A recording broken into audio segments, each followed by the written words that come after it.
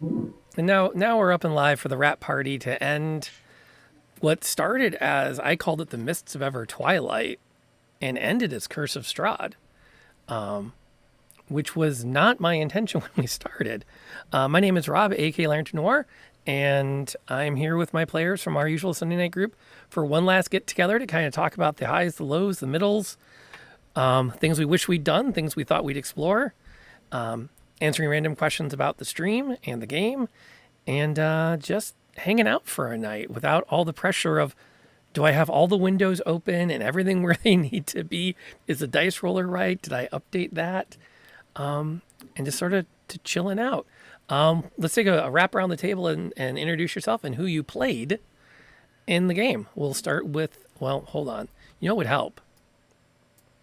You get them in the right window. Yeah, let's put it in the right we're window. not in the right window again. See, that's how you know that's how you know I'm on my game, because I still managed to screw that up.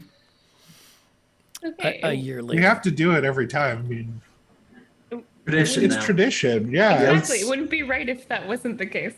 I get RJ and Knebula in the right box, because that one's like obvious. Adam, go ahead with the round the table. I am Adam. I played Dagon Bjorn, the original human bar brawling fighter, who was smashed by a giant cinder block and became the undead revenant bar brawling fighter / bodyguard. Until Until I got freed by the new god, the patron saint Azteki. so I have to update that. You're back to mortality. Yeah. I gotta Alive switch my again. class. I'll get that. I'll get that skill that I lost when I switched to Revenant. That'll come back. I'll be trained in perception again. Also, you'll Those dry, dead eyes just don't see as well as living ones. Right. Yeah. No, 100%. and that takes us around to Jeremy. I'm Jeremy. I was playing Frederick, the Dwarven Ranger, and we slowly learned that tiny people with bows could deal a ton of damage, and it's apparently not cool. It was really cool for him, though. I mean, Just nobody downrange. Yeah. yeah, not for the other people. Tried to kill the boss in one shot. I was trying to. I was. And then Knebula. Hello, I am Knebula. I was playing Samara, the elven wizard and resident pyromancer, and who ended up forming a crush on the paladin turned raven god.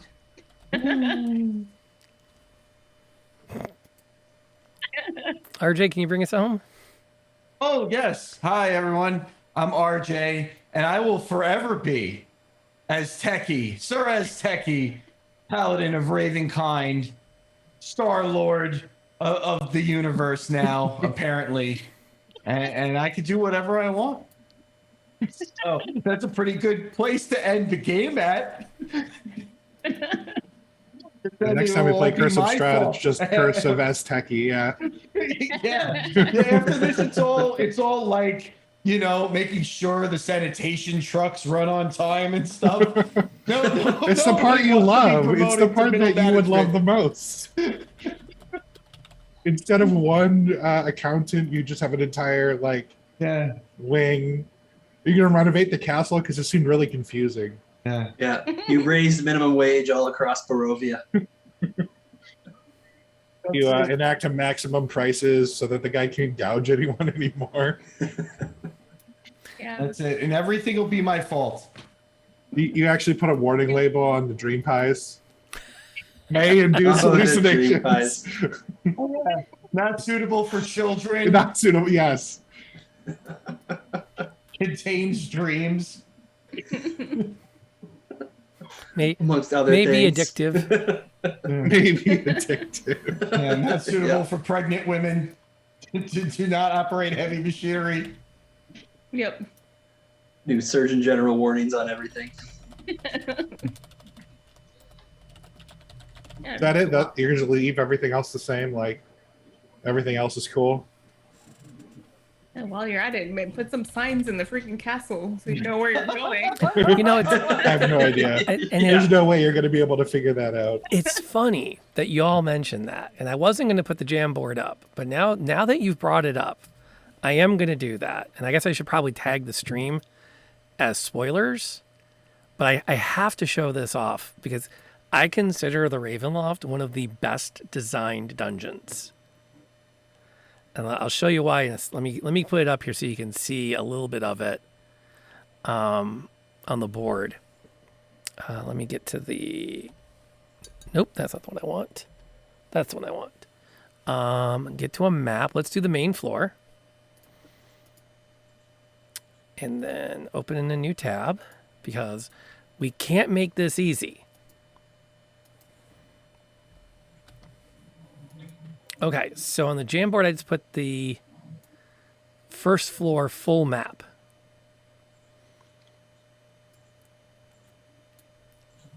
And this is why I think it's so clever. You've got the main entrance, that staircase up. This is all servants' quarters through here. So the main castle works like a castle. And then there's secret doors to get you into all the supply closets and the servant passageways. So as you were making your way around, it actually, like, the whole castle actually flows really well. Once you get past the fact that you're only seeing it one room at a time. I don't really know anything about castles. That's on me, though. How dare you? Yeah, I don't really see a lot of them in my daily life. That's a personal problem. That's fair. That's fair. But it was one of those, well, it goes back to the original. I'm sure I've said this before, but when they wrote the first Ravenloft adventure, it came out of Tracy Hickman playing in a game where they had a wandering monster roll up, and it was a vampire. And so they fought the vampire, and then Tracy left going, the hell was there a vampire doing in the middle of this catacomb? Like, how did he get there? What was he doing there? Vampires are intelligent undead. Why was it wandering randomly? And then he and his wife sat down and wrote the entire adventure of Ravenloft trying to answer that question. Cool. Very cool. Makes sense to me. Yeah. Because he doesn't have a smartphone and Tinder. That would have fixed things if Strahd had just had access to Tinder. Yeah. Why does Tinder have blood types in this universe? Fanger? I mean, yeah. Throater? Maybe. Necker? I don't think any of those would work. No. Because I'm not even sure Tinder works when you stop and think about it. I guess it's supposed to be about like a spark. Or like Tinder for spark. Yeah. Sounds flame. accurate. I don't know. Yeah, kindle the flame of love. Yeah. With Tinder. Is that how that works? I don't know. Yes, That's one of the maybe. few. That's how I got my wife, my fire making skills. Cooking stuff is a fire skill. Check, I imagine. Survival skills. Mm-hmm. Yep, I was like, girl, watch this. I got all this wood stacked up. Boom, and then I can rest my cast iron skillet right on the fire. Yeah. What do you want? You want some steak? You want some brats? Some eggs? I got you covered, girl. Bacon? I knew it. Oh. Yeah, and we definitely didn't have to tell Dagon twice. If there was wine to steal, he was on it. Yeah. Oh yeah. Anywhere where Yeah, we for were. someone who was trying to be not a criminal anymore, he did a lot of stealing. No, we borrowed. We It borrowed was- a bunch. It was Yeah, And I we mean, can you put it know. all back now. I can just do the little thing. All right, everybody has their stuff back. Problem solved. And Dagan he just knew it would all work out in the long run. So he was Exactly, like, yeah, I'm yeah. not really stealing, Not really you know. stealing. Just taking what I'm owed because we're gonna win. We're gonna save everybody. You guys So- were going to give me this as a reward anyway, and I'm just taking a little advance. 10% up front in boots. Protection money is what they call that. Is there like time traveling in D&D? Like could like our future selves like go back in time to give the past selves Like right at the same things time, to like put in back? Avengers. Yeah, because we knew we were gonna win. Can we Bill and Ted it? Oh man. No. Yeah, and at some point I'm gonna have to break the bad news to you. There's a difference between being the anchor for a domain of dread and being a full-on god. Oh, okay. Because remember, if Strahd could have just made things happen like a god, he wouldn't have had to work so hard to get Irina.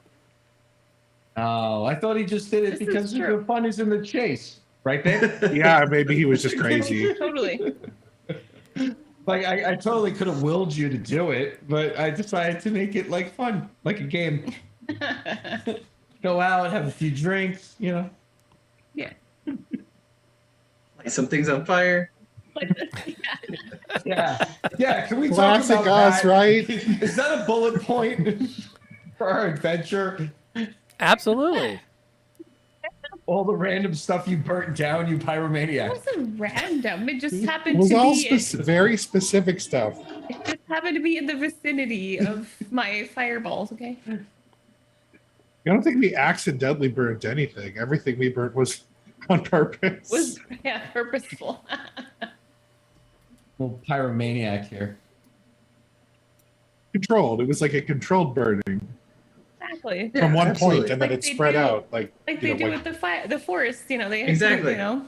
In the long run, it's great for nature. It helps the forest rebound, grow back stronger. The ground fauna gets healthier and more vibrant.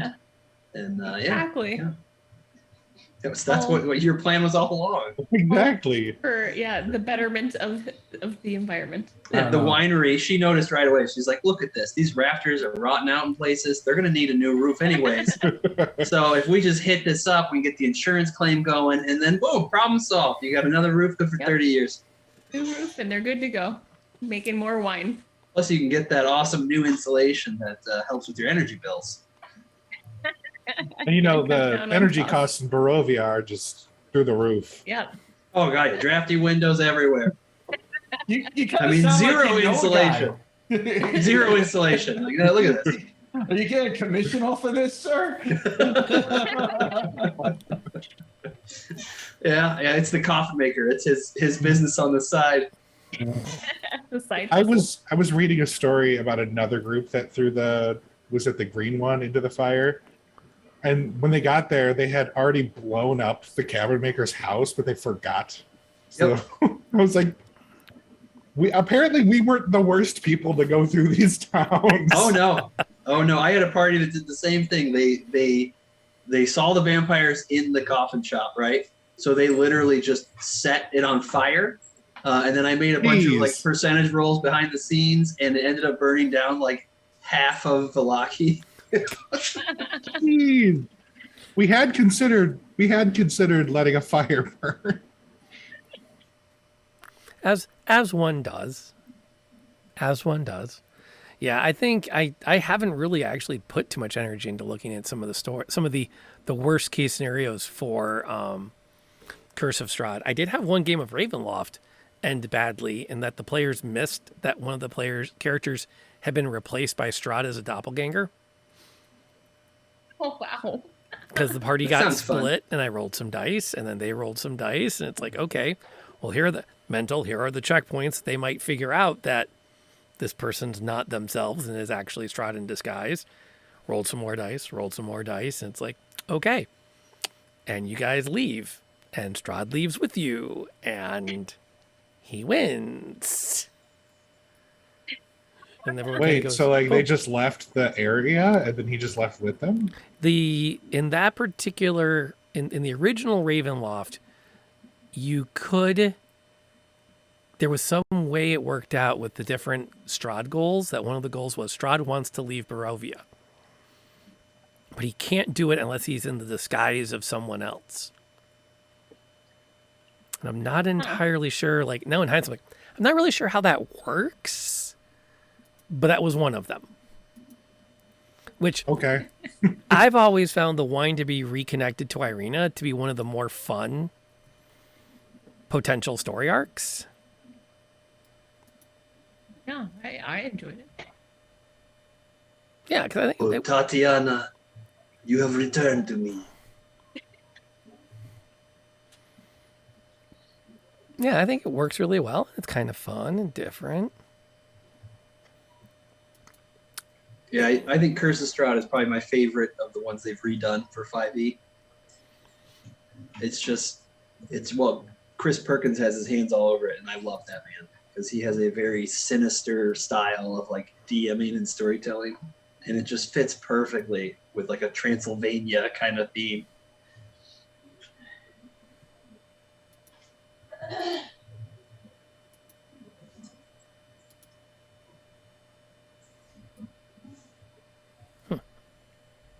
Ooh, I had a dream last night, because I see Eric chatting. I had a dream that for some reason my daughter and my wife kept telling me, they're like, no, you can't trust Eric. He's a bad dude. And I was like, what? You don't even know him. I was like, you're not even in our Discord chats. Like, what are you talking about? They kept telling her, like, no, he's a bad guy. You can't trust him. I was like, what? That's weird. Yeah, it was really weird. Out of nowhere. Just like, I got no beef with Eric. I've told him straight up, like, I'll help you DM stuff, anything you want. We're a community here. Yeah. well, and it's fun too because Eric and I had a chance to get together in person today after a little bit of driving and trying to find a place that had an open dining room. Because Eric was the one who backed the Convergence at the I get to name the NPC level. Yeah. So we had a chance to sit down and talk about enough of the storyline to say, okay, here's where that game is going. Here's what they're gonna find. Here's the character you get to design. And we didn't finish it all, but we made some really good, like, I think we've got a plan. Which should be really good. So it was good, and it's good to see you here in the chat hanging out. It was just your dream. No, it was real. Hey, we talked about that as a possibility. Bodie McBoatface is possible, although I kind of suggested Evil McEvilface. we could make happen. But I can't say too much more about that because I don't want to spoil the Convergence too much. But we did get the theme song for it this weekend. Oh, yay! And That's it is exciting. It's campy. That's fun. It's delightfully 80s. It's delightfully campy. And at this point, I don't care if the players like it or not. I do.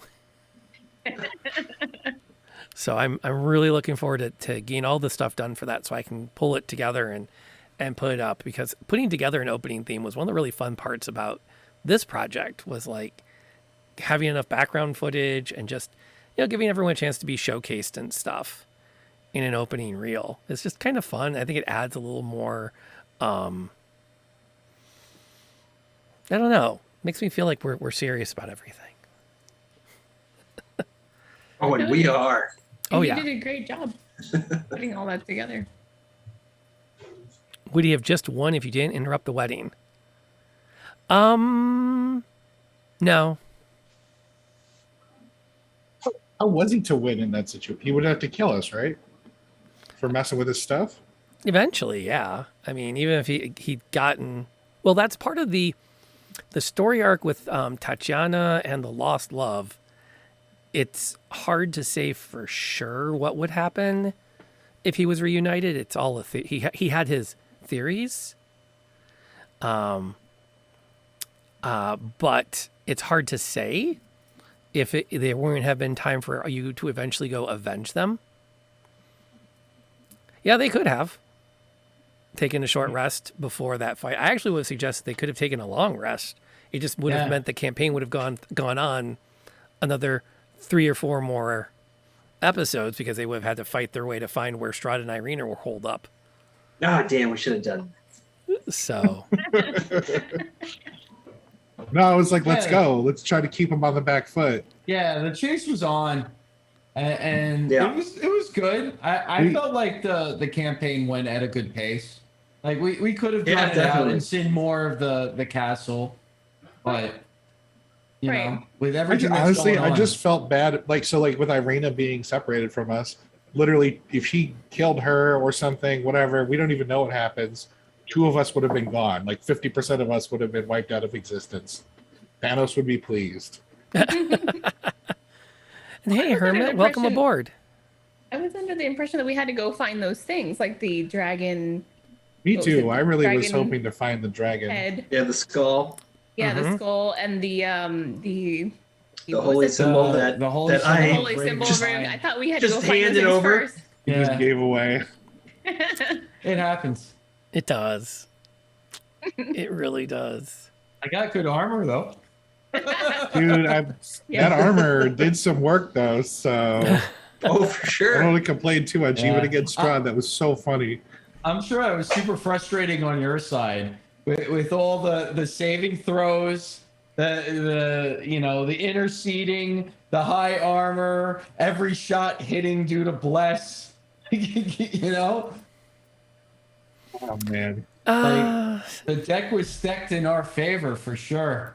Well, it's supposed to be. You were 8th level. You're like epic heroes. This is the part where it's like, you know, people tell stories about you. You're not quite like you're Achilles at this point. We're famous. Yeah, I but felt nobody like knows where Barovia is. Nobody's heard of it. Yeah, no one's heard of So us. we're like, no, I swear to God, we killed this crazy vampire lord. We had to leave our bro behind so that he could like run the realm just so we could get like escape. Yeah, sure. Have another one, buddy. I swear, we killed a banshee. We did. We killed a banshee. And a vampire. Let's add it to our list. Yeah, We'll just go back and be like- rats, and we've killed so many crazy evil things. We'll just be the Ghostbusters. That will be what we do. Yeah. We'll just go hunt undead. If I was lying, why would all these notches be in my sword hilt?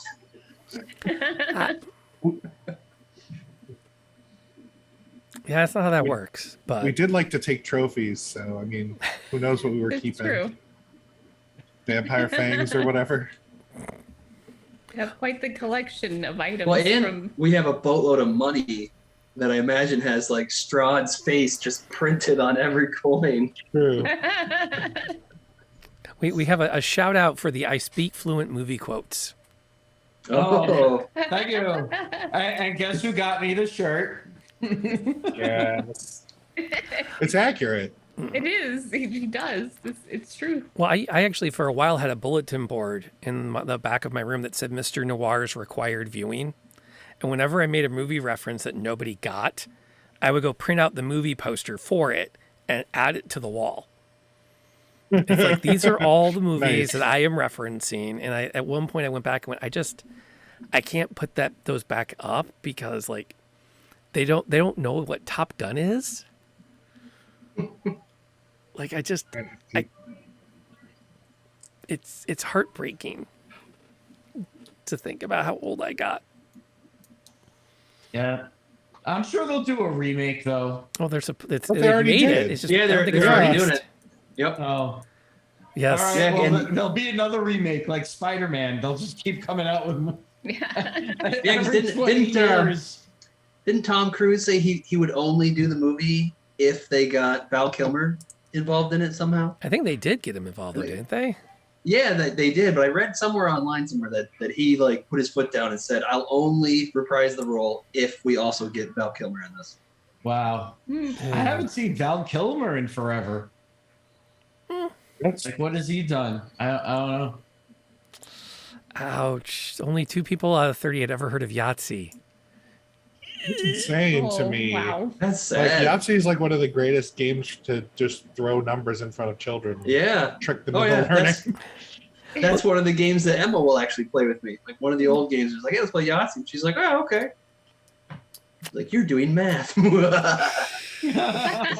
Don't tell her. Don't tell her. She might stop. Well, my hard And one, learning poker. my hardest part this year was having the student who said, "Hey, do you remember Tommy such and such? I went, yeah. She's like, yeah, that's my dad. You look- Get out of you're my like, classroom. No, you're better than your father. Bad news is Monopoly is not good to play with children. the jokes just have not not. changed since he was in my classroom. They're still just as bad. That's okay. You get a new audience every year, right? Exactly. That's why I don't Yeah. update the material. Yeah. You know why? Why would you? Yeah, you don't have to. Don't get a lot of repeat customers. Hopefully, right? That's the plan, at least.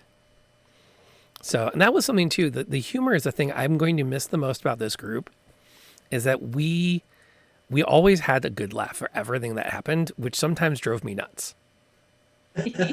Sorry about that. No, you're not. You were No, so he's not sorry about that. I couldn't help myself. He's There was sorry, a not couple of sorry. times I tried to like bite my tongue, but it's just there. Like It's- that's it. It's better when I'm it comes out, typecast. though. You know, you can't have me in a serious movie. Like I'm gonna be the funny guy. If he's thinking it, it's coming out. It's Yeah. saying it. Yeah. So wait, so were you the guy that was in Requiem for a Dream in the theater laughing? Maybe. I was like, well, this is so terrible and sad for everyone. Who is this effort laughing while this Yeah. guy's What's so funny arm is about being it? amputated because of his drug addiction? What a horrible person. It's But you can it's find really humor funny. What are in you talking anything. about? I do remember, what was it, like The Notebook or whatever, the ending of The Notebook, Yeah. where it's like you always had something and they were talking about like their time together, but I was like that stupid sweater because I was cracking jokes about her sweater the whole time.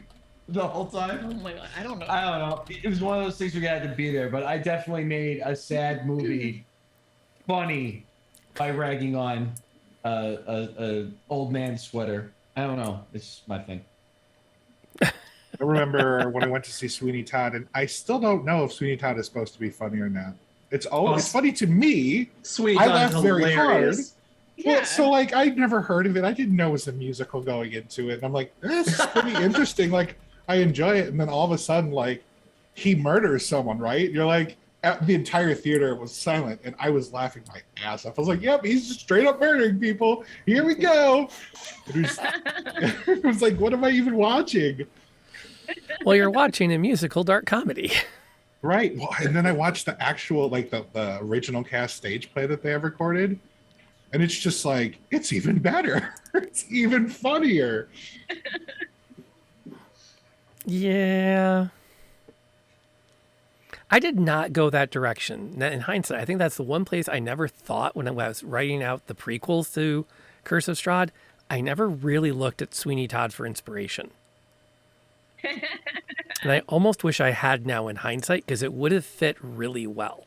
Yeah, It's Sweeney so Todd human, though. type inspiration would have been great for Yeah, it would for have. like a main villain or something, or like a side villain. Yeah. Definitely. Well, like I said at the beginning, my whole goal, because the original plan was to just have these be a bunch of little 6 to 7 week adventures. And we all had such a great time. We kept playing together. But when I wrote the first one, my thought was, I want the players to get to the moment where they say, the zombie lord makes a compelling point. What should we do? And that was like my guiding principle through all 3 of those adventures, is to put you in a spot where you're like, well, crap, we can't just murder everybody. Yeah. We only thought that like once. It was the first time, which is the most important time. After that, we were like, trail of bodies. Kill them all. See what happens when we actually try. Yeah, our kill to death ratio was pretty good this game. Yeah, we did let a couple of vampires live though, if they said that they would be nice. Yeah. Yes, But we yeah. So didn't- as Techie, as soon as you become the domain master, like, can you sense that vampire? Like, has she feasted on humans? I don't know, but maybe I can make her head explode if she did. Oh my gosh. You'd have to go find her. Just like the Right. snap of my fingers. Or it could be a quest. I think it's a good thing for me to do as a benevolent lord, to ride around and make sure everybody's being nice. The nice Behaving. police. The nice Yes, police are have you kids arrived. brushing your teeth? On their best behavior. You better brush your teeth, or Lord Asteki will come by. You don't want Lord Asteki to come by. That's it. Everybody, all the kids will be checking out their bathroom window, seeing a little raven. The raven's making sure He you watches floss. you. He watches you through the ravens. Oh yeah, He 'cause- drops off little floss packets on windowsills. They start calling you the Tooth Fairy. Oh man. the alternate name for vampires. Well, and that's how he ends up being Fits. able to come into our world. He may come and take other people's teeth back to his realm. He leaves a small amount of coin in return for the service. Yeah. I need normal teeth to replace the fangs of these vampires I'm defanging. I'm rooting them out throughout my realm, and I'm giving them normal teeth. Yeah, your I did find that punishment. amusing. That there You was can try all actually you want to just bite people, but you'll never break the skin. That's it. It's a little shop of horrors. I am your dentist. Pulling the An immortal My favorite vampire. song from that movie, by the way. An immortal vampire who loves a good bureaucracy. Don't they all? You know, briefly, I worked on a vampire novel, and at someday I will finish it because I got to, I think, the fourth or fifth to last chapter. But I was writing it as a web novel, so I would write a chapter and then I leave like a poll about what should happen, like what decision the main character would make. And the main character was a vampire who was wrapped up in bureaucracy, was like their shtick, and money movement. So like her vampire superpower was being able to talk people into expenses or out of them. Right. So Good person to know. yeah. Well, she got out of getting shot by a bunch of vampire hunters by convincing them that the dollars per hour of entertainment value in shooting her was too low compared to what they could get if they bought a PlayStation 6. And as they were all going through their Amazon accounts, quietly slipped out of the building. I was like, yeah, not every vampire has to fly. I think there's a money changer, blood sucker joke in there somewhere. If somebody wants to come up with it. Something about lawyers. Yep. The original blood suckers. There's a lawyer joke buried in there. Yeah. But so when we started, what were your impressions in those first few games of that zombie disaster story? If you guys can remember back to last November. Oh my gosh. I loved it because I love Ravenloft, and I've played a ton of different Ravenloft spin-offs and homebrew Ravenloft stuff. So like, I'm always super excited when someone's like, "Oh, I'm gonna do kind of like my own Ravenloft spin-off kind of thing." And it like my brain immediately is like, "Oh my god, what are they gonna do?" So how did I do? I thought it was fantastic because ultimately I feel like Ravenloft at its core is like moral dilemma, where like you really want to do what's best, but there really is no best. Like it's this, but that comes with this bad thing, or it's this, but that comes with this bad thing. And then you just kind of have to, play the judge and be like, well, the gavel's going to fall and it's not going to be good for somebody, but we have to make a choice. And I thought it was fantastic. And just like how cruel it is to be like, hey, you're all in perpetual zombie apocalypse, but hey, you can have your cake. You can eat it too, You have whenever the you best want. food you've ever had. You can But have also- all the food. I thought that was fantastic. Like, oh, it's a great life, except you're always under assault. So have fun you with that. You have all the food you could ever want forever, except you're always, getting attacked. And you could Food possibly and die. entertainment, though. Is that really entertainment, though? Yeah, you make sure you get your steps in or your stabs in. Everybody's fit. Yeah, and you got to get your beautiful. stabs in. Yeah, that's the good way to put it. Yeah, your Apple Watch never complains that you haven't moved in a requisite amount of time when the zombies are constantly attacking. Yeah, well, and especially too at the end of that story arc, like coming to find out that like it was basically punishment to be like, oh, you wanted all this stuff, you wanted the best, so you had to do all this evil shit to keep it. Well, you got the best now, you sons of bitches. I loved how it all tied together. That was great. I think out of the three, I think that's still my favorite. Out of the three of them, I don't know if it's because I put more time into writing it, or I had more time to like run it through my brain to make sure it was consistent. But I just finished writing it with a Wednesday night group, and they totally different direction, totally different attitude. They were not as kind to the townspeople.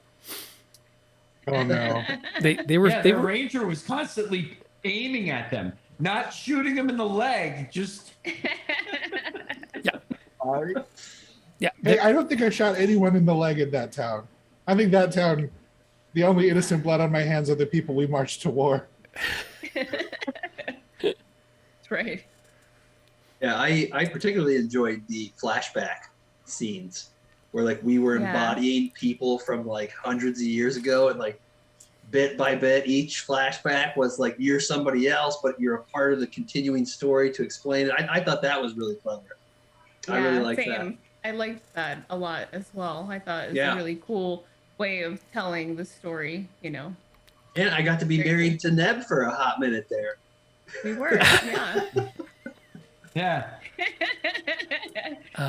We were a thing in those visions. Well, and the big thing is, I In a just different didn't, life, Neb. I didn't want to get trapped in the info dump that you bump into so much, where it's like, okay, I'm going to introduce the NPC who's going to explain the complete backstory to you now. Yeah. It's like, ugh. I couldn't bring myself to that. Now, RJ, this was like, you surprised me in that I thought when I talked to Knebula about playing D&D, it was almost like an off the cuff, like, well, your husband's around. Does he want to play? And I actually didn't expect a yes, because usually streamers are very like, my partner is off camera all the time. And then you said, yeah, I'm in. And I was like, okay, cool. He's a gamer. Like, what were you expecting when we sat down to play? Mr. I've never played Dungeons and Dragons before, ever. Well, I was more interested in the mechanics than like the role playing aspect, and I was very confused on boundaries at first. Like, I'm very lucky with this group where we click so quickly, you know, and I could, like, I felt comfortable trying to explore like expectations, right? Because in this world, right, you're supposed to be able to do whatever you want, like theoretically, and then the DM will make a ruling on it, type of thing. But I didn't want to like abuse that aspect and try to keep it like imagine we're all a band and try to play the same song with everybody. Like, we don't have sheet music in front of us, but I can pick up the drum beat and then do a little ding ding ding ding, and then you can break out a little violin over there, and we're all just gelling. And so that's what I came across real quick. It's not what I expected at all. It's more theater than it is, well, do I attack? Do I heal? Like, that's part of it, but it's a smaller subset than I thought. And I felt a lot of pressure to make like the right decisions at first. And then that went away real quickly when I realized that we're not here to win, we're here to have fun, type of thing. Of course we're gonna win anyway. You hope. Because we know We what we're hope. doing. Well, you hope you play good and leave 110%. Yeah. And it's Play good. It's funny because I've played 7th Sea with people that were like comfortable, experienced D&D players, and 7th Sea is like the exact opposite. Like, you're supposed to opt to fail as you're doing your role playing and stuff. You're not supposed to say things like, "Oh, I'm going to try really hard to do this. Can I pull it off?" It's like, I'm going to try to do this and I should pull it off, or I'm going to try to do this and I'm going to fail. because I want to do something successfully later. And so it's this very different game of back and forth, much more open narration and less skill checks, which is kind of cool, but also like even really hard as a DM because it's like I'm not coming up with a mechanical game challenge. I'm coming up with here's an interesting story prompt. Run with it. Yeah, it sounds like you need specific players. Yeah, Different requirement. it's Yeah, definitely a different You definitely game. need more people who are quick on their feet and like very improv. Like you can just go with the flow. Because without the guidelines, like 7C can go crazy places, and you have to be ready to be like, okay, well, this is what I'm going to do in reaction to this. Mm-hmm. Well, then it gets kind of like the next step would be kids on bikes, where the DM's supposed to leave at a certain point. Where once the game is up and running, it's like you don't need me anymore. You can just tell us what you find. So the idea is things like you open up the door to the Russian video game training center. What do you find? Tell me, what did you find? And whatever you say you found, that's what you found. And then we're going to roll with it. Which is kind of cool, but also very scary. Okay, we have a question specifically for Asteki. After seeing a few other classes, do you wish you weren't a paladin? Oh, I think Paladin was a great fit for me. I think it was perfect, and I think Azteki will always be like my go-to, like meta character or whatever. But I was looking at different classes, especially when I saw the session 0 for the the Universe Collide game that you're doing. And I was like, if I wasn't a paladin, I would probably be like a warlock.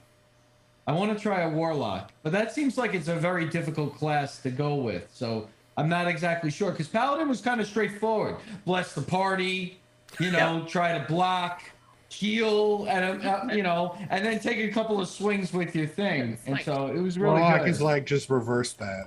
It's just more DPS, and instead of hit it with a stick, it's like shoot a laser at it. Oh, okay. For everything 'Cause I thought, else, like you could summon stuff, right? Like I could, like Dagon dies, and now he becomes my zombie friend, Dagon. for everything Yeah, else, they there's make Eldritch Warlock Blast. like that? Huh?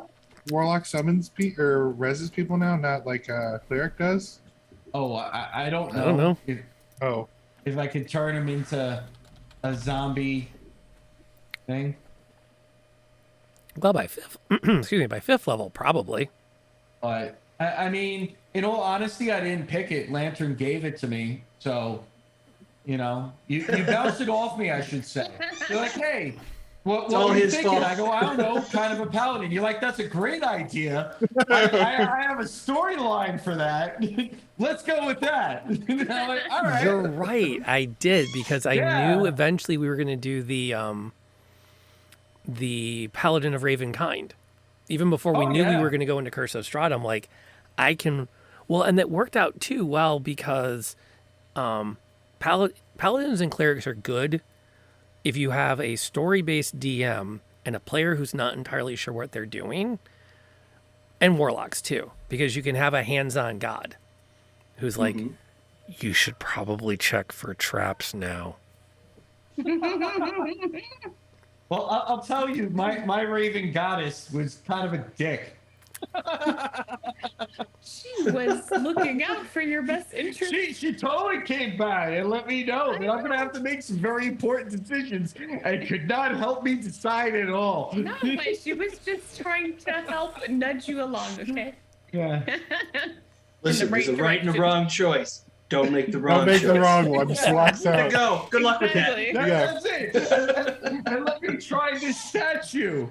Come here, statue. Tell me, is this a good idea? All points to maybe. Worst Magic 8 Ball ever. I think it worked perfectly. Okay, her intended, what do I say? What the outcome was what she intended. She wanted to guide you in the right direction. She was just trying to... It makes perfect sense. What about you with your character? What? Was it a good fit? Oh yeah. Oh, I'm super happy I went with. Would you have been somebody else? The only other class I think I would have played would have been a rogue. I think.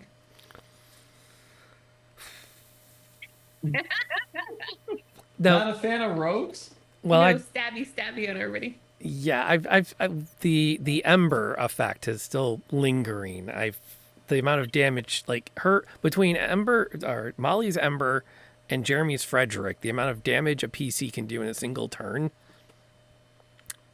teaches me a healthy respect for the bounded accuracy mechanics of 5th edition, where it's like, oh yeah, this thing's got 180 hit points. You would think it would last a while. No, nope, not really. And rogues don't have to memorize spell slots. They just keep stabbing. Yep. Yeah, that sounds like fun. Being all sneaky, stabby. Yeah, Oh, I felt a little bit like that movie Wanted. I felt like it was curving arrows a little bit. I'm not gonna lie. Like every time it was like, yeah, do they have cover? If it's not full cover, I don't care. Shoot them. Oh, okay. Yeah, I felt a little like a Batman villain. let's talk sharpshooter for a second, shall we? Let's break this one down. Now, according to the rules as written, attacking at long range doesn't pose disadvantage. Your ranged weapon attacks ignore 1/2 and 3/4 cover. And then you can before you make an attack, you can choose to take a -5 to hit and do a +10 damage on impact. And when you're blessed, you get the +4. Yeah. Yep. Well, you roll, so I guess it's like +2 on average. Yeah, so basically, like the worst combo you could have dealt with, Lantern is like, we're always gonna have bless, and he's just like, okay, well, if I'm blessed, I'll take the -5 to Take hit the because I'm gonna -5. get a potential +4 to hit, so it should balance out. And now I'm just doing +10 damage on top of all my other bonuses. Yeah, it is a crazy feat. You can get it with two-handed weapons too. Yeah. Oh wow. Yeah, great weapon master or something like that. Oh my god. Take a -5 to hit, +10 to damage. And then if you crit or kill an enemy, then you can make another attack with a bonus action. Yes. It's ridiculous. Let's So you get like a barbarian with a two-hander with great weapon mastery, and they're just destroying everything. Because barbarians can choose to roll reckless too, so you're rolling at advantage no matter what. So it's like a -5 to hit. Who cares? Oh my gosh. Now, That sounds scary. I have a quick question though. Like, is there difficulty levels when it comes to D&D, or is there just like the way you're supposed to play? Well, yes and no. Like when I go into the encounter planner, it takes an estimate of how many hit points the monster has and how much average damage the monster can do, and it scores that. And then it says, okay, you've put this many creatures at this challenge rating into an encounter. This will be a deadly encounter for the party you have. If you take one out, now it's a challenging encounter. So like, oh yeah, you can ramp up the difficulty because the DM can just throw more crap at you, which I tried. And it didn't work. You're talking about it inside the winery? No, I'm talking about the 3 vampires. I'm like, okay, this is going to be a Oh. fight. They're going to have, and the first one's dead. I thought it was going to be a big fight too. I was like, ah, crap, here we go. And then it was because Strahd came down the stairs. I was like, no. That one worked out really well. Well, because they were just standard vampires, and I modified it to give like one of them the ability to cast the fire, not the fire bolts, the streaky fire thingies that Knebula was always, Samara was always casting, and I made the other one a rogue with Misty Step. So I'm like, this is going to mess them up really well. And then I rolled badly, and you guys rolled really well. And the end result was like a relatively short scrap in that room before Strahd came and said, okay, now we're going to tip these tables a bit, and I'm going to intervene now that I've got you in my lair. And then suddenly y'all weren't doing so hot. Yep. A healthy respect for the master of the castle was had in that moment. Yeah. Oh yeah. Before we killed legendary him. actions. All in a row. Okay, we can respect him and kill him. It's fine. It's all good. I have a question for you, Lantern. Yeah. So in the Curse of Strahd book, spoiler alerts, everybody. Strahd is supposed to have 50 temporary hit points pretty much at all times because he has that like crystal heart thing in one of the spires. Yep. What was that in our game? Yep. Like, did we blow through the 50 and Oh yeah. his hit points? Okay. Yeah, that that's moment. Like one shot I was for just Johnny. curious. That moment when the castle shook and the walls wept. Yeah. Was when the That 50 was gone. that was the burning through that entire thing in like one combat round. And I'm like, okay, well that's done. And that was, if you recall correctly, that was when Strahd's like, I'm taking Irina out. and I'm getting out Yeah. of dodge. Like, He just Yeah. ducked out. He's like, Like- all right, nope, Yeah. game's over. I'm not losing fighting this with fight. you guys anymore. I gotta go. Which it would be kind of fun too at some point because, mild spoiler, those catacombs are meant to be explored. Yeah, And that's there- what it sounded like. There's a lot down there. Like we could have spent an entire 2 to 3 sessions just in the catacombs because there's so much stuff down there. Let's see. They are crypts. The crypts numbered 1 through. How many crypts are there? That's 40. Jeez. Yeah, there are 40 individual crypts. Oh my god. And almost every one has something in it. The whole board game is in the catacombs. Yeah, for the most part. And it's kind of cool because there's a lot of really neat exposition to be had there. You get to meet you get to see the evidence of the kingdom before Strahd fully took over and plunged it into darkness. But again, it's like, how critical is this? How important is it? Is it useful to the story? And then keeping in mind too, the last thing I want to do is have us hit like a hard cap on the game and have to say, okay, we're going to have to wrap this up. Because we're done. And it's like, well, but we're not done because we're in the middle of the catacombs. And but that might be a really fun like reunion sometime, like in a couple of months when things calm back down again. Maybe when somebody's sleeping soundly through the night, which is, I think, probably one of the... I would categorize that as the second greatest moment in new parenting. But it's the first one you get in my mind. Yeah, I was going to say, it's definitely the first, like, oh my God, we did it. Yes. Yes, but it pales in comparison to the realization you don't take the diaper bag with you when you leave the house. Like that More moment. diapers. I see. Yeah. We'll just No, I know have what 2 you're talking diaper about. bags. We'll just have one that's always in the car. Okay. Yeah. You let the rest of us know how that works. Because we didn't think of that. Okay. Yeah, yeah. Always have wet wipes and a few spare diapers, like in the little back pocket behind every seat in every car you have. And then also, if you're going to be hanging out with lots of friends and stuff, make sure you ask your friends. Be like, can we just stick some of these in your back seat pocket just in case? Just in case. Just leave them there. Just 2 things. One, like, well, not one. Never just one diaper. Maybe like 3 to 4 diapers. Yep. Yeah. And a thing, and a That'll be the full one thing where of the wet thing wipes. rips off. Yeah, you'll rip the tab like, off. Like, no. That was the last one. Yeah. I'm going to be getting texts and phone calls. So, Rob, we have to talk.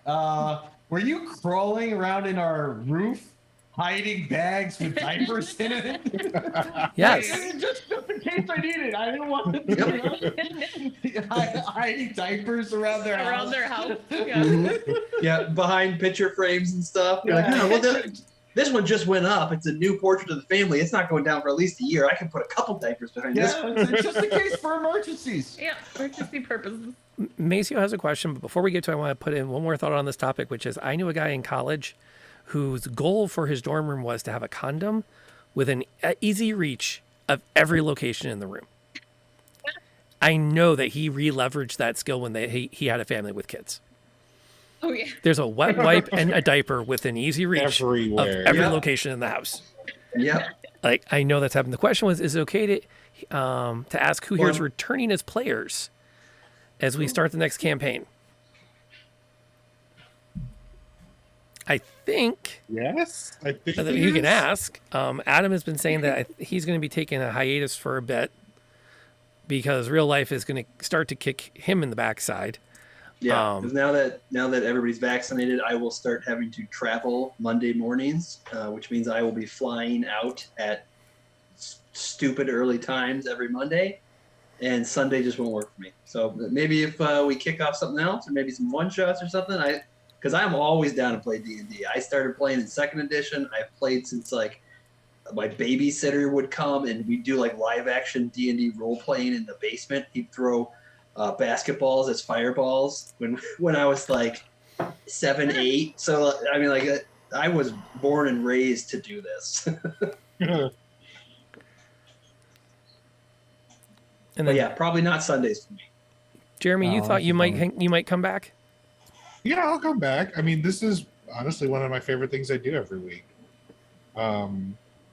But yeah, I don't know. We'll see. I think your seat is held. I'm still kind of like working out the cast for Dragon Heist, and I really do think I want to run it because I kind of want to see where the whole thing goes, and it looks really interesting. I haven't done an urban game yet. So if you do the Dragon Heist, will you follow up with Dungeon of the Mad Mage? Probably not, Okay. because I really want to do Curse of Strahd 1918. Like I really want to do the Brandon Fraser Curse of Strahd. That's awesome. I love that idea. I That's so cool. That's awesome. yeah, I think there'll be a lot of fun to having, that idea of a, like, there's a tank sitting in the Barovian Square that's a Russian tank that's been abandoned since the Great War. Yeah. There's a story behind it, like the kids used to play on it when they actually had some spirit for that, such things, kind of things. And then RJ and Knebula, you're going to be taking a hiatus because you have like a new campaign you're starting, right?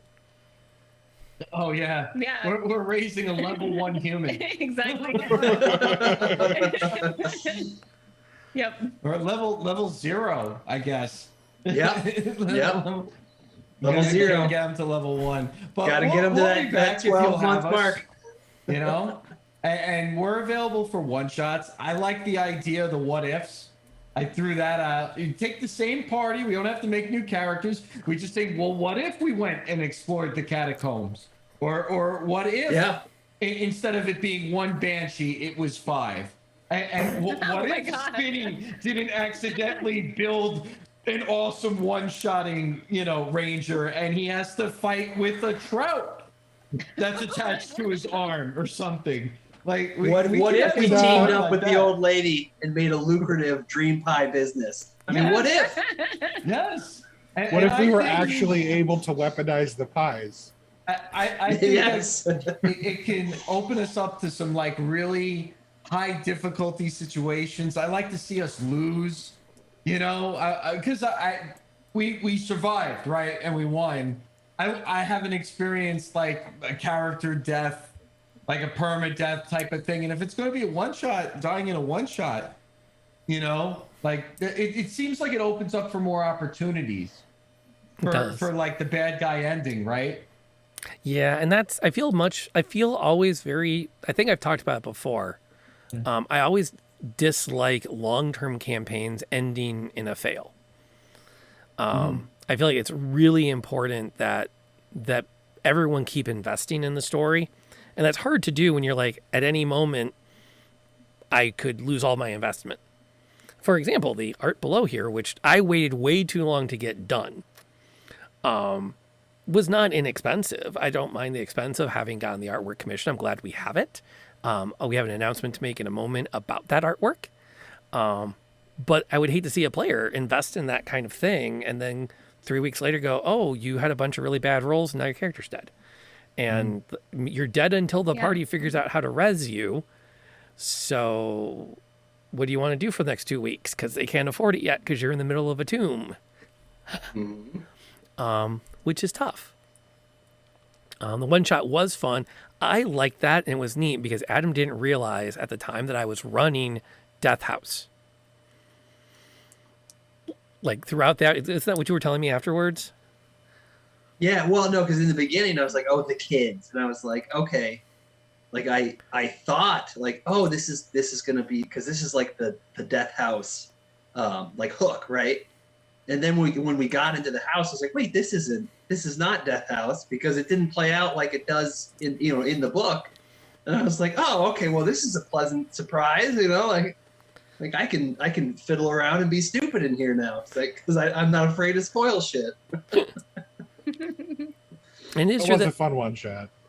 I like to think it was the spirit of the Death House adventure without being caught up in just how clunky it could be. Yeah. I've heard a lot of complaints that there are many campaigns that say they're going to do Curse of Strahd and they go into Death House and they don't come out of it Yep. because the party wipes. It is very difficult. Yeah. And it's like, Yeah, there's like a T intersection at one point where your party goes, and the book specifically tells you nothing's detectable until they get right into that T intersection, and then 3 ghouls pop up and surround the party, and you're like, they're level what? A ghoul can literally just like be like, squish. you're dead. Like, I'll flick you and you're dead.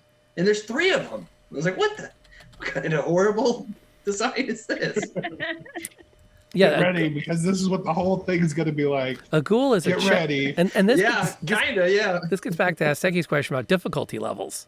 A ghoul is a CR1 monster. So 1 ghoul with a party of 4 first level characters should be a balanced fight. The party should use about a quarter of their resources on it. Now let's make that 3 of them. Yeah. Yeah, that's what I'm talking about. Let's We did some of that though. I Push mean, it to think the about limit. it. Even the first time that, like, on the wagons, it wasn't just 1 ghoul at a time. Yeah. We did. We Yeah. were already cranking up the difficulty right at the beginning. You were supposed to run. Yeah, I was gonna say that was definitely a inspired fear moment where like you're supposed to feel like, oh shit, let's get out of here. Yep. We did though. The whole time we were still like, we should run away. We don't need to win. Yep. And the other group that did that adventure kind of ran the same thing where it's like, we should run, but we're going to try to do a little more damage before we do. And then natural 20, 19. It's like, okay, more of them show up Yeah. because it's about all I have left that I can throw at you. Okay. Respawn. Speaking of art, I do want to mention this. I'm going to put this in the chat. That was the wrong thing to put in chat. That's what I want to put in chat. I'm glad that we confirmed it because I asked somebody to tell me they had received theirs and they never did. So I went into full-on panic today of like, did everyone's packages arrive? Oh, I'm sorry about that. Yeah. I got a package. I responded. Wait, you haven't opened it yet? No, we did. Oh. I just left it in the box. Fair enough. But on We the didn't know if we should say so. on the merch store linked, you will see a commemorative mug that I put in there for just the next month, and that has all of the party featured on it. So I've actually, there are 2 amazing things. It's been a long time since I've been with a D&D group that got to the end of a campaign, let alone a full year of gaming. It's also been a while. I don't think I've ever had a campaign where we all got commissioned artwork.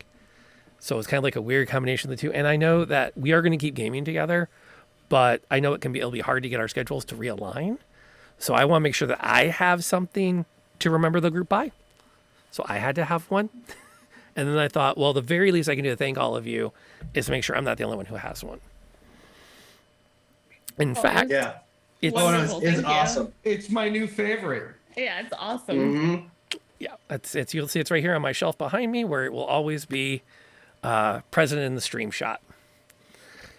Because the advantage of a virtual background is I just have to set it all up once, and I don't have to maintain it or dust it or clean it. It's just there. And I did work really hard to get the distance right, so like it's like right about the right size when I reach back there for a mug. So, oh, and while I'm thinking about it, postcard from Singapore. Just saying. I got that from somebody. I hear those are magic. If you do one of those what ifs in the party TPKs, it'll shatter. What no. dark magic have you cast on these bugs? Eric, that's Yeah, not cool, what- man. My dream was a foretelling here. I can't trust Eric. He's cursed our mugs. I cherish this thing.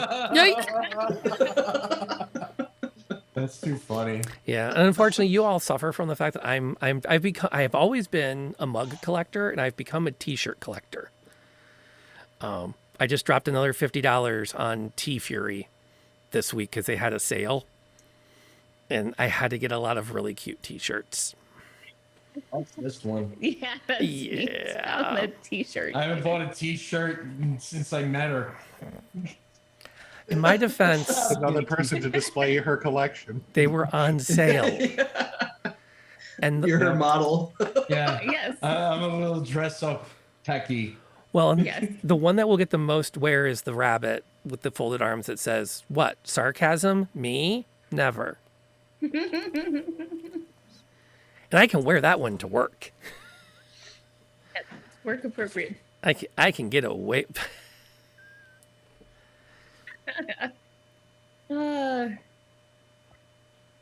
Old man hat. I don't know. I saw it there. It's a celebration, so I figured I put in my party hat. Fair enough. Fair enough. So going back to Macio's question, I think you guys are going to be for sure busy for a couple of months. Yeah, we'll see. I mean, like Jeremy said, I mean, this has definitely been like with the whole catastrophe that is like COVID and stuff. This has definitely been something that we were able to appreciate and celebrate and look forward to every week. Absolutely. I know we're going to be busy. I think the right call is to not overextend and promise and wreck plans, right? It's a safe call. It's a good call to take a break, but I really look forward to getting together with this group and with other groups, and when I'm available, I'll try to be here because it's always a good time. Well, and here's the good news, because if we're willing to think more than a few weeks out at a time, I keep mentally forgetting that I'm in my last possibly year of full-time teaching. And I think I've got Mrs. Noir on board with the, why don't you try full-time streaming and gig work to make up between teaching and what you were making. So, I'd love to see it. That yeah. would be really Yeah. cool. Well, Yeah, now, for sure. to be fair, the streaming doesn't pay as well as gig work does. Xander's been trying to save up because they really want a desktop PC that they can do VR on. And I said, okay, that's a lot of money. You're going to have to work for it. So we've been driving Grubhub. And for our area, we are making a very competitive hourly. I believe it. It was kind of scary. We came in today and I did the math and I'm like, I'm making, I was making more than Mrs. Noir makes. And she had to have a licensing for her job, and she has 20 years experience at it. And So, but you're not counting the gas and wear and tear. not and counting that the sort of wear and stuff, tear, right? but counting the gas. Yeah, Yeah, we're maintenance. still ahead. Oh, wow. Yeah. Now, maybe some of that was today was a lucky day. Don't know. We'll have to see. And if it doesn't work, I'll have to work 9 to 5, which means one of you bozos better hire me as a distanced employee. Just so y'all know. I can work remotely. I have a lot of talents. I can do marketing and video design and tech support, corporate training. They're all in my wheelhouse. But it also means that we get to like June, July-ish, it's like, yeah, we can definitely game at different times of the day because I'll have hopefully more time for it and get some regularity going. Yeah, if we pick a day in advance, I can make sure it's my day off. I get to pick one, so. Ooh. I have every other Friday off by default. So if you want to start a Friday that's night cool. game, Cool. I can be there Or even Thursday night. forever. I can be there forever. It's alternating. Forever. Yeah, that could definitely be something that we work out. And the more we talk about, at some point we do need to get 3 out of the 4 together, and I can find a 4th to pinch hit to put you into the catacombs under Ravenloft with these characters and just go, okay, good luck. Let's see how many of these you can open before you wipe. Oh man, that sounds like a cool challenge. Yeah, no long rest allowed. Yeah, like the party's gonna wipe. How many doors can you get through? Challenge See, mode. now you're sparking my Oh interest. man. Curse of Strahd, roguelike. Yes. Oh That's god, exactly I gotta it. start over. Like the universe is collapsing. What are you gonna do with your time? We're gonna kill a bunch of stuff. Damn right, I'm gonna find a For magic every sword. room you clear out, you get another 5 minutes of existence. Go. It's like a Saw movie. Don't have time for healing. Let them go. We have to kill this one and move on. Yeah, extend your time by 5 minutes. Like the every rooms kill. disappear one by one. Yeah, I 5 could- minutes. I can Here's the see room. that. That definitely works. We would really learn how to use the short rest mechanic in that case. Yeah. Wait, so how many short rests can we do? I was explaining an issue I was having it with a different game, and one of my friends as a DM was like, "Wait, you guys just never used the short rest mechanic?" And I'm like, we would literally have to long rest after every combat because we'd be completely spent. Yeah. Yeah, well, and it was tough too because, and this is something that I learned the hard way as we got going, is in the winter months, we had a pretty, especially with COVID being as bad as it was, we had a pretty good following. So I could bank on y'all having a lot of rerolls in the box. And then as the spring came and the weather got nicer and people got out a little bit more, it was harder to find that right balance. So you ended up with a lot of very challenging encounters, coupled with, and it seemed like a good time to take a long rest. Like you often found yourself in spots where, like story-wise, it made sense to say, okay, and now we're going to go to bed tonight. I can't think of any cases where you guys had a long rest, and I'm like, really? You're taking a long rest now?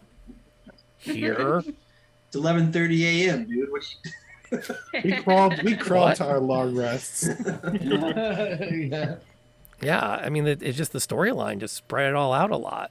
And we only did about, Adam can back me up on this. I think we only did about a third, somewhere about between a third and a half of the book.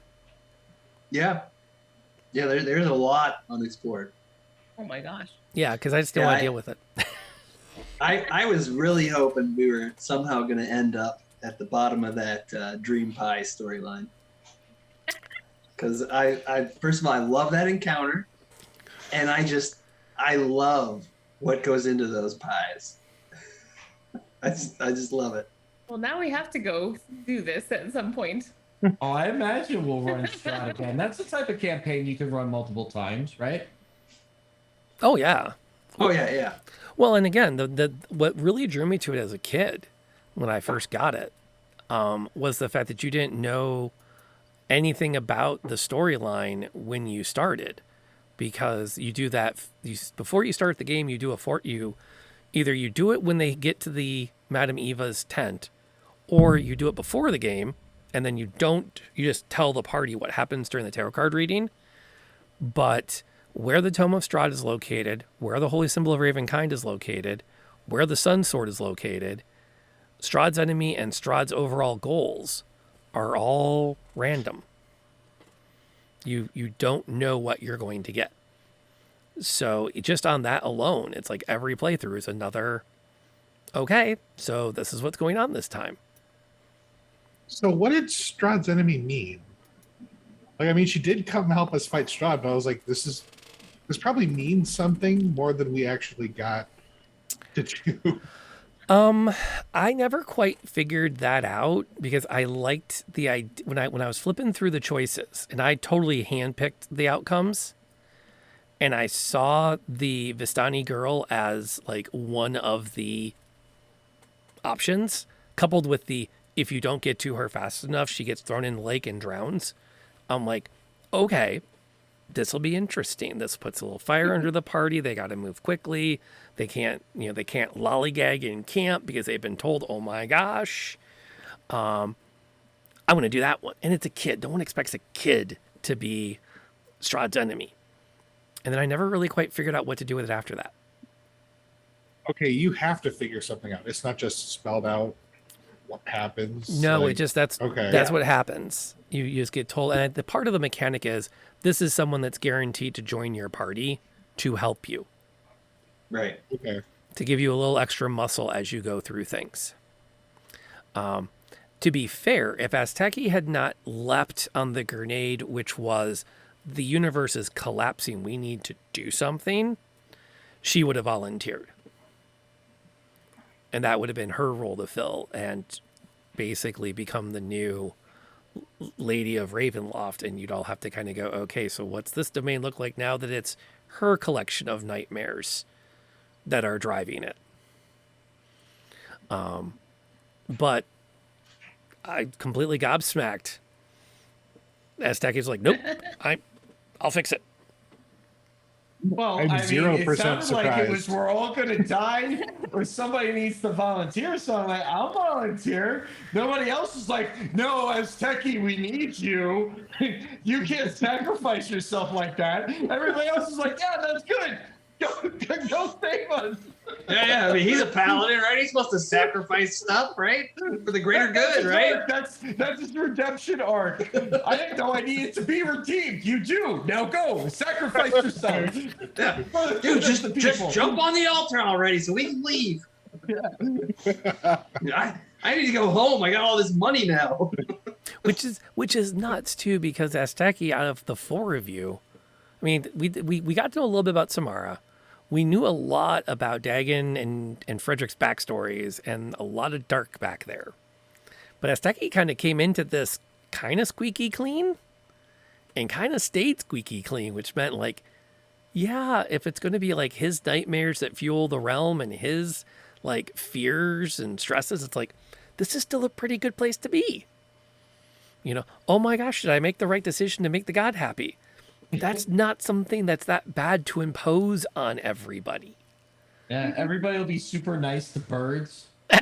It will truly be the Ravenloft again. Oh, that's funny. Yeah. There's just ravens freaking everywhere now. Yeah. Steve and all his friends. God, we can't even have a picnic anymore. Yeah, everybody got a little something special out of campaign. I feel like I got a lot because of the whole, the raven and the shield and the idol and the sacrifice at the end. You had a club that would hurt you. Staff. A staff that would drive you mad. A big moldy Yeah. stick. Angry stick. Yeah. And Dagon became, had the whole oath and became undead, and Frederick had the bright bow. Like, I would also put out that Samara had multiple encounters where it was like, oh, you can catch how many people in a fireball? Crap. Yeah, no, she really made the fight for the winery super Oh yeah, easy. we would have had right? we would have had no chance in there. There was Yeah. more than one time when it really felt like we were role playing Left 4 Dead and not Dungeons and Dragons. Like that first fight with all the ghouls showing up on the car, like I felt like we were playing Left 4 Dead, like for real. And then we got the winery was like definitely like, ah crap, another wave is coming. Everybody reload, like heal up. Yeah, we knew it going in the place. It's like you look out to the fields and you see the things coming. It's like, well, maybe we should go the other way. Right. Hey, it worked out for us. They all had to funnel into a building. Yep. Yeah. Yeah, hold the line. Yeah, it was a great group. It is a great group. Mm-hmm. Like how can we reproduce that with other characters? I don't know. It would be interesting. It's different every time. Yeah. It is. And that's part of what makes it great. You know, your different characters, and I feel like characters start to play themselves after a while. You don't really Oh, for sure. Yeah. have to think about what would this character do. It's like you sit down and you know what your character would do, even if you're like, no, I want to do this other thing. Yeah, but that's not what. No, I can't. Even when you're really tired and you just want to go back to sleep and you still kind of have spirit gum in your hair, you go, crap, my character would get out of bed at this point. Because unfortunately, the downside for me, I've embraced my ever DM status. And like the last character I actually got to play at any depth for any length was an elven ranger in a LARP. And I was playing a teenager elven ranger in a LARP, which was not as much of a stretch then as it would be now. So that's how far back we have to go to find the last time I got to play a character in a game for myself. And yeah, there was one morning where like someone banged on the window and went, "They've come to kill Aliston. Quick, we need to go help her." And I had the thought of, no, I want to go back to sleep. I have my ears are still half sticking to my head, and I think there's spirit gum in my eyebrows, and no, I don't want to. Shit. Roland cares more about everyone else than about sleep. He'll be up in a second. Where are my boots? Damn it. So, okay, so we've asked around a bit. Adam, if we were to redo this with this gaggle of 4, what class do you think you would have gone with for the second time through?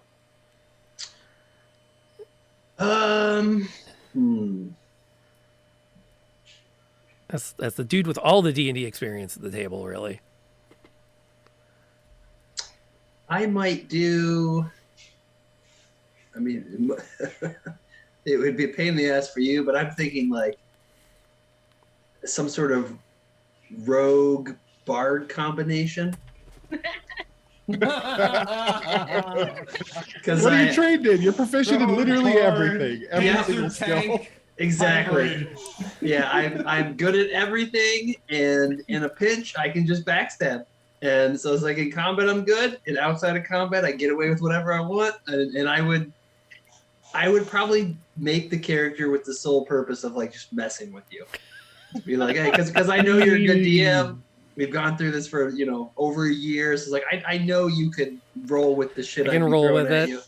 Yeah, that's fair. Yes, I would definitely do some sort of bard combo, just to get the charisma checks in there to be like, oh, I could say something crazy and it would still work. This group did not really have a face character besides Asteki. No, we didn't. Well, I think it cycled because at the start, I really feel like it was Jeremy who was kind of face of the party at the start, like way back a year ago, because I really didn't know what to do, what to say. But I think that kind of shifted as the different plot lines started opening and arcs started happening. I knew when to start chiming in. But yeah, I'm glad there wasn't one person making all the decisions.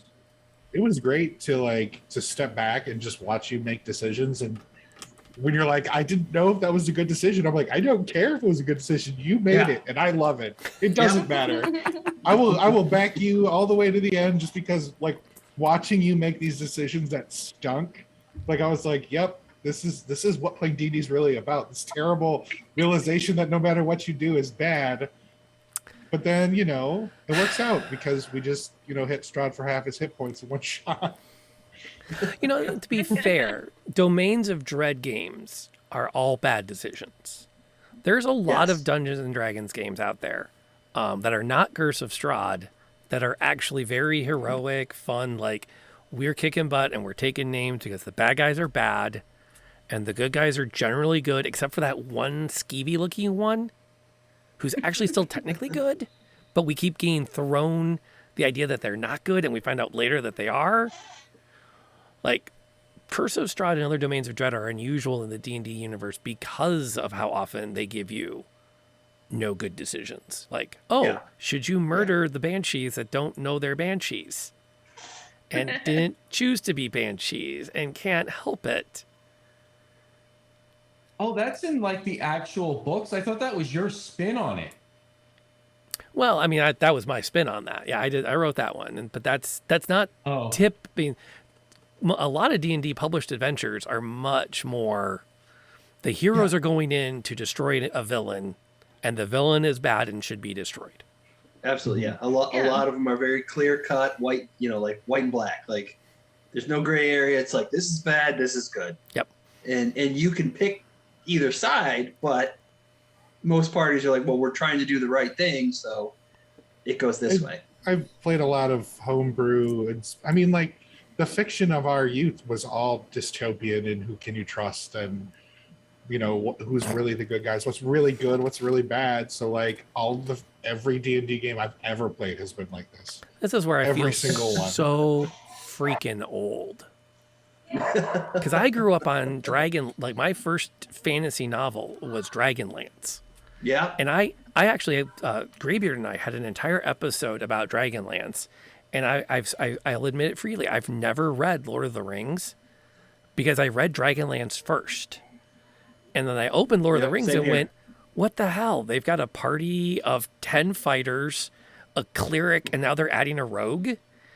Like, who the hell makes this kind of party? Like, where are the elves and where's the ranger and where's the wizard? The wizard's like a kind of an NPC that the DM just sort of like, this is lame. And then I went back to reading Dragonlance. And those were those did not have a lot of moral quandaries in them. They were, the dragons are taking over because the evil gods are taking over and everyone's either a good guy or a bad guy. And you want to like Kitiara because if you look at the artwork, she looks hot and like she might be into you maybe. But aside from that, good guys are good guys, bad guys are bad guys. So, although I do know that 10 years after that, we got into all those gray areas. Grimy, gray area BS. Yeah. Well, I've I actually will say, never though, played a straightforward game. I've played so many games, and it's making me feel old too. It's like I've been playing forever, and like it all started, back in my first games. It really was like these are the bad guys, you're the good guys. Like there's no question about it. And now it's like especially nowadays, the talk of like why can't there be like good goblin tribes or like neutral goblin tribes or orcs or like why are all these monsters just straight up evil? Like they have to have some sort of functioning society, so they can't just all be chaotic evil backstabbers, otherwise they wouldn't have culture and society. It wouldn't work. No. People started thinking too hard. They now we got to deal with the consequences. They can if they're all under the thumb of a brutal leader that they fear and they will die for. Yes. I mean, you can still the do hobgoblin warlord keeps them in line. Yeah. Yeah. Trust me, you can, because Eric and I met today and I explained where they're going to come across a dungeon that's going to be a very beautiful black and white dungeon of they're going to kill everything in the dungeon. And then they're going to, this is going to happen. And I like those. I miss those. Mm-hmm. There's something viscerally nice about we kick down the door, we identify the targets of opportunity, we kill them, we take their stuff, we go to the next door. Yeah. Oh yeah. Definitely did that at the end of Curse of Strahd. Yeah, we did. We were like, honestly, until we got to the castle, like we were like, and then we got to the castle, like it dies, we steal it. It dies, we steal it. It dies, we steal it. I don't know. We let the vampire, like we had the whole what was like Real Housewives conversation. That's true. We didn't kill and rob that guy. I am not going to lie. I spent that entire night waiting for. I shoot him in the face. Like, I was sure it was coming at some moment. He was being chill, so it's like, all right, let's just regroup here for a minute. He's actually written that way. Like, Yeah. he's like legit afraid Strahd's bored with him and it's going to lock him up in one of the cellars. Yeah, So he's got I nothing to love that part of lose. the book. It's like, okay, he's new. He was not in the original writings. Yeah. Oh. And I'm glad because it also adds this layer of you can interpret what he means about being Strahd's partner however you like.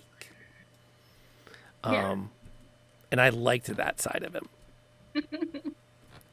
And I swear, Nebula, I was waiting for you. I was watching the Zoom for the, okay, the scene has to end, Rob. Do something new. This is a yellow light, Rob. Stop. You know what yellow means? Go faster. Yep. Get as much in as you can before the red light. Before the red. Yep. If it works for you too, and clearly it did once within the last 10 months. So, but yeah, I liked that encounter. I liked that they added that element. You never found the witches in the castle. He has his own coven of witches hiding somewhere. Mm-hmm. Oh my gosh.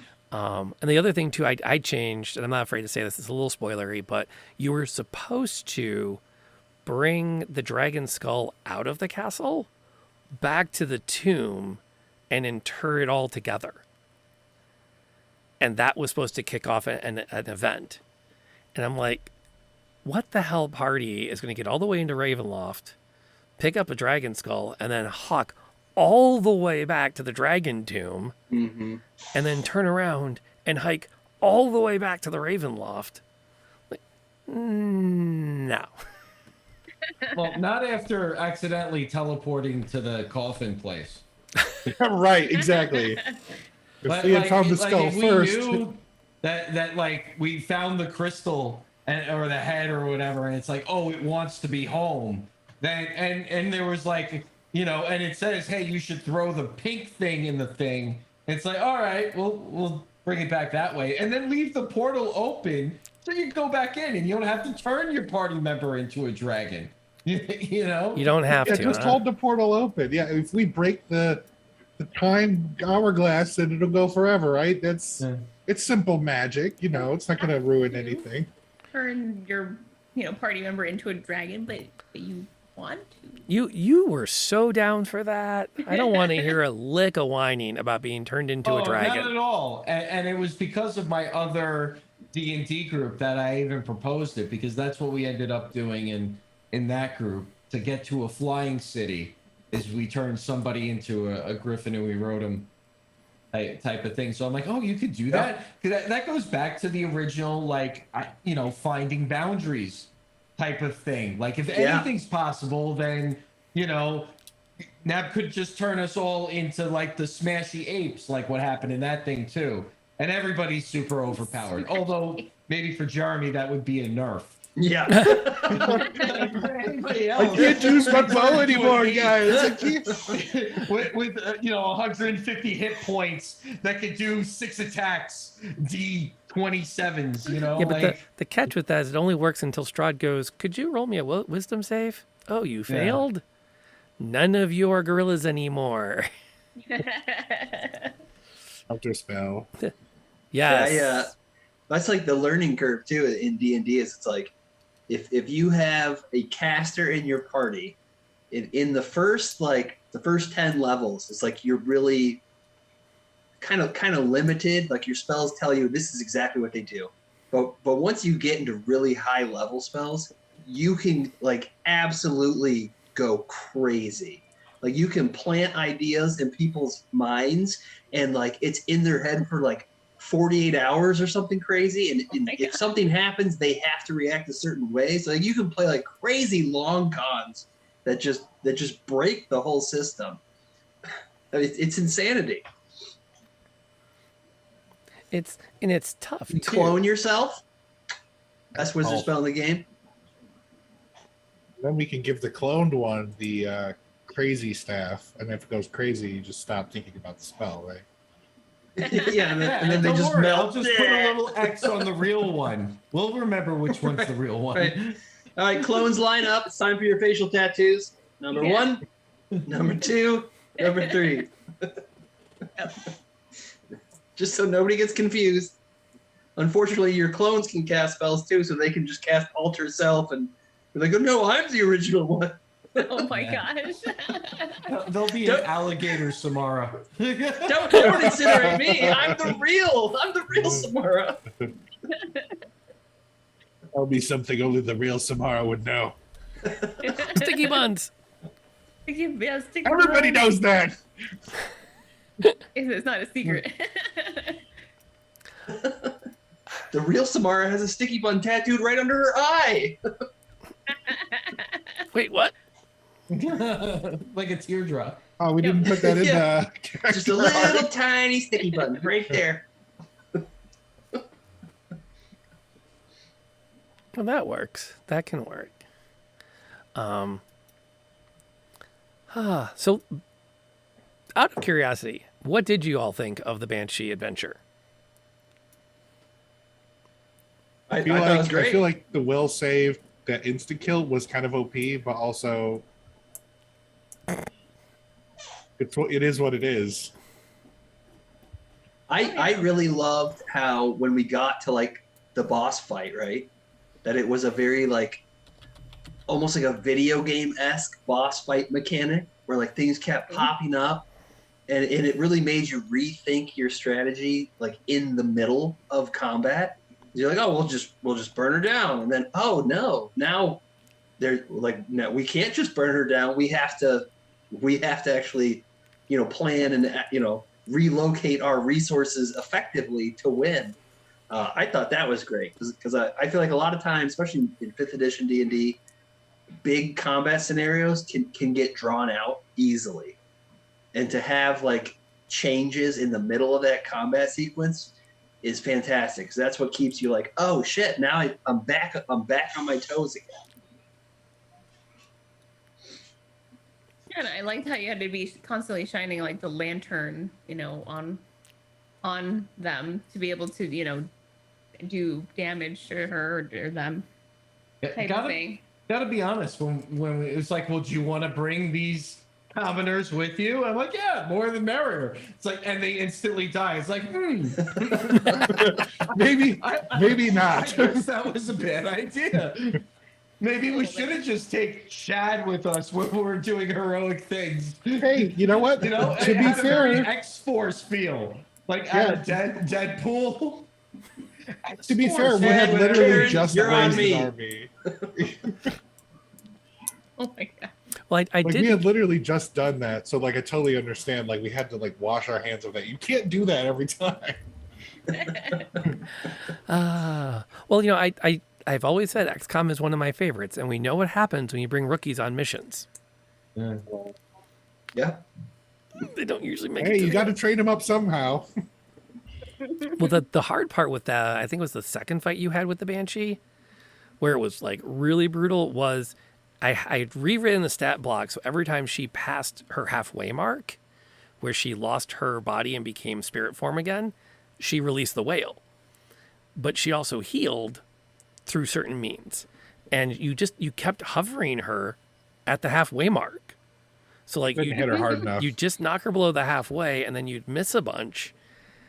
And then it's like, okay, well now she's healed, now she's back above it. And then you hit her a bunch of times, like, okay, there it goes again. Yeah. It very much so felt like a raid boss. Like Yeah. your whole guild is in there, and you don't quite know all the mechanics yet and how they work. You're just trying to figure it out, and you've wiped 3 times, and everybody's tired, and they want to go to bed. But you're like, we're gonna do this, damn it, we're gonna do this. We're doing it. But we did though. That's the thing. We did. We made it through. And you were, if I remember right, you were all pretty okay with it, and we need to kill them all. Yeah, we got to that point. Yeah. So Yeah, if we hadn't have eventually. already killed one on accident, we might not have come to that conclusion. Because we were already like, it's like, we already did one of them, so We could totally kill the other two. We can let a lot of bad guys live anyway. we We can't did. let them all. Yeah. Well, technically, the sister's out there somewhere. Yeah, Yeah, I was just gonna ask. So like, when that there was one still that left. other game, and they brought her through the mist on the ship, were they able to leave the domain of dread? I don't know. That's an excellent question. I don't have an answer for it. Streaming. Yes, it's Sunday night, honey. Do Right. you want to say hi to everybody? No. Okay, you going to bed? Yeah. Give me a kiss. Come here. I Nope. want a hug. Big hug. Okay, good night sleep. Good night. There's the Good hand. night. There's the hand of the little one. Going to bed at a decent hour of all things. But yeah, no, they got her out in theory after stealing a ship. Which I'm still not entirely sure how that happened. And then I started, but That was a funny game. well, and then that group got together again and we played it in 7th Sea and they were like on a mission to cure her. And we got through the halfway mark and then our schedules fell apart and we never finished it. Yeah, that is the You know, true it's- bane of Dungeons and Dragons. It's true. You Yeah. know what's messed up though? If they wouldn't have gotten her out when Azteki took over the realm, she would have been cured and free. Would she though? Yeah, because aren't you I'll still allow stuck it. there if you die? He puts that Raven stamp on there. Pff, okay. Yeah, I don't know. I think Free to go. she became a banshee through other Yeah, means not cured. tied to Strahd. So I think she was stuck as a banshee. Right, yeah, because I think Yeah, how well, they became. now we gotta go banshees- kill her. I'm down. Yeah, because how We'll they, just move the mists back on top of her. yeah, how they Yeah. became banshees was totally separate, right? That was something that happened. Nothing, not tied to Strahd at all. You know. Yeah, because that was like dark magic before Strahd's time, right? Like just ancient dark magic that. Just happened to That be in one his sister- domain now. Yeah. He inherited it. That reminds me, I was wondering what the one stone that took us to like the ancient magic or the birthplace of magic or whatever. Like what What is that? is that? That's a section of the dungeon I didn't want to deal with. Okay. That's the Amber Temple, right? Yeah, that's there are other storylines about Strahd's origin story that are a little more well, they're just longer. That's the way I would describe it. And so that takes you to temples where he had his conversion to evil. I kind of like a lot more the idea that nope, he turned evil, and there was a dark pact, and he became evil, and then he became a vampire, and all kinds of bad stuff happened. Oh. So it kind of works out, and I honestly don't know if I run it again if I would even re-include the Amber Temple because I'm like, I don't think it adds a lot. Yeah. To me, the Amber Temple, the only connection that adds to the game is having to stop in that third village and meet that crazy priest guy, because that can be a fun time. I With don't all know. of, like the Frankenstein shit going on. I thought you guys had a great time in Vallaki with all the festivals. Oh yeah. Yeah, we were like, let's That get was out of here fantastic. now. Let us leave Everybody immediately. has to be happy and smiling all the time.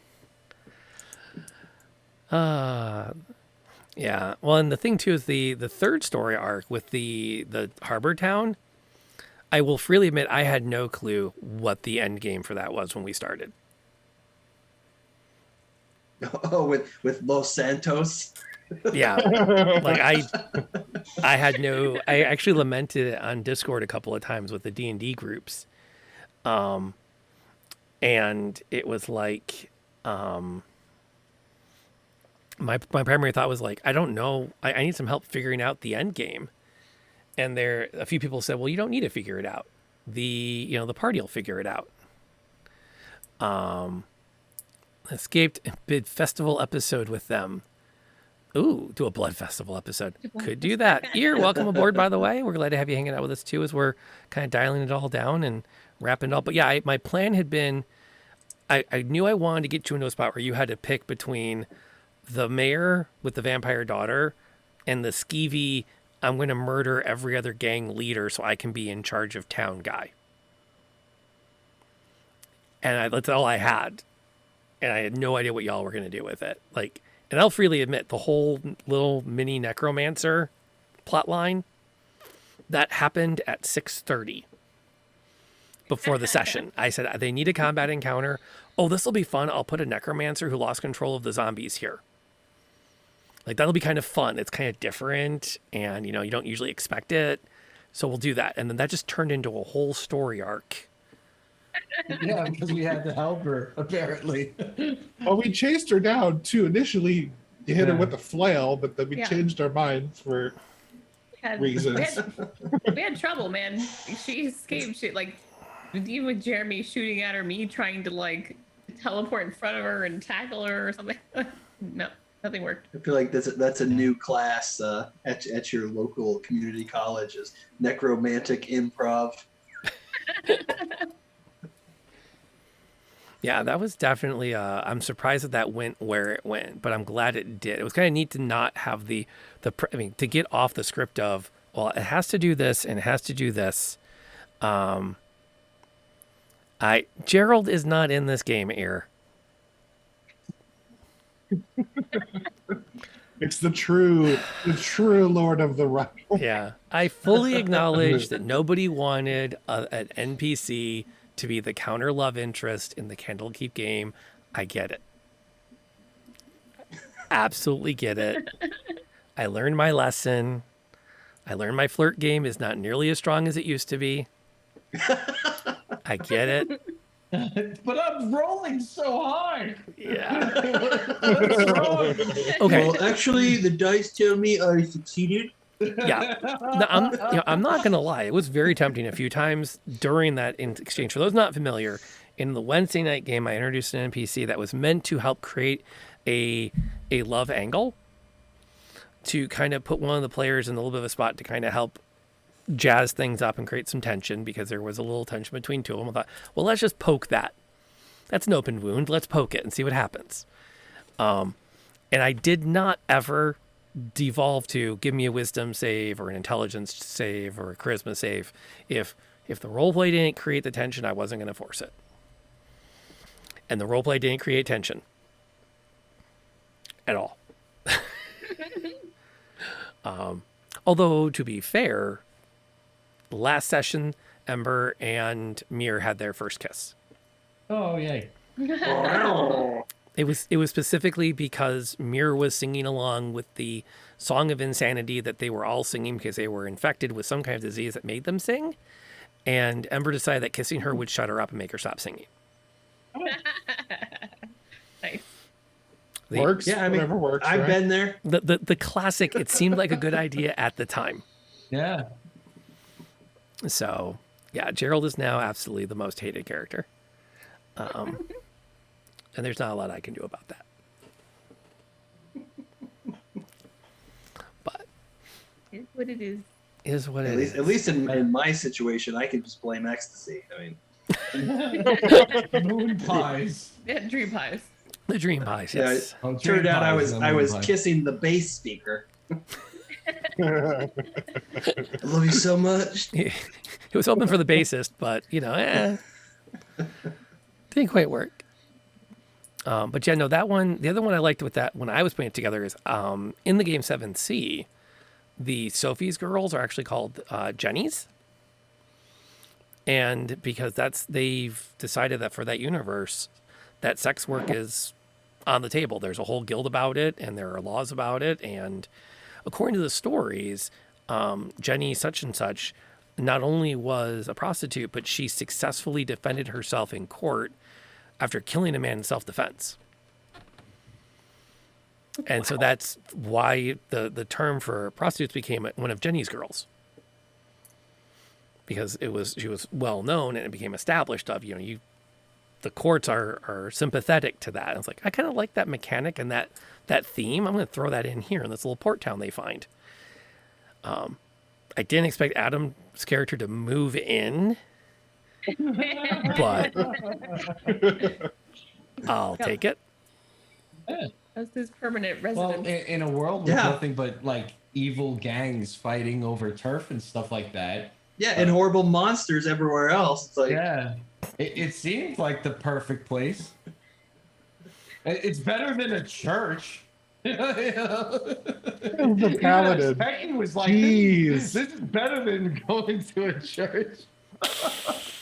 I mean, you go to a church, what do you get? You get a little bit of wine, and you're like, "Hey, where's my second shot, bro?" You know? That's it. You're sleeping on hard pews. You know, there's no good food. Yeah, it's like, I feel sorry, but you only gave me one shot. How am I supposed to feel better about myself? And they were doing a good job containing the vampire they had. They had her completely behind an airtight door, underground, out of the way. And then we killed them all. And then you killed them all and opened the door. We opened the door. As one does. I mean, if you come across a sealed door, like, No, seriously though, You just like we gotta probably open wouldn't it. have done that if we wouldn't have sat down and then just been swung on. I think things could have gone better if they hadn't just attacked us. No, we just wanted to talk, but they didn't want to talk. So I did feel like that EPA guy in Ghostbusters that's like, I want this shut down. I want this door open right now.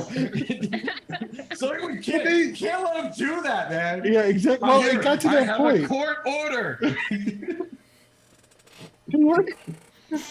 They told us we could investigate.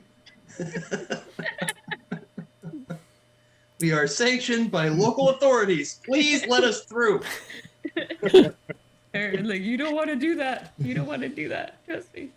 Yes, that's right. Asteki fighting an entire fight while holding the necromancer. Yeah, Wasn't that was it? a great moment. Yeah, it wasn't the The vampire, one that was it, almost though? tried to kill us. It was the necromancer guy, or no, the Right. apothecary guy, or something That's that was right. like prepping the bodies to ship off to Strahd. Yeah. Yes. Yeah. Yeah.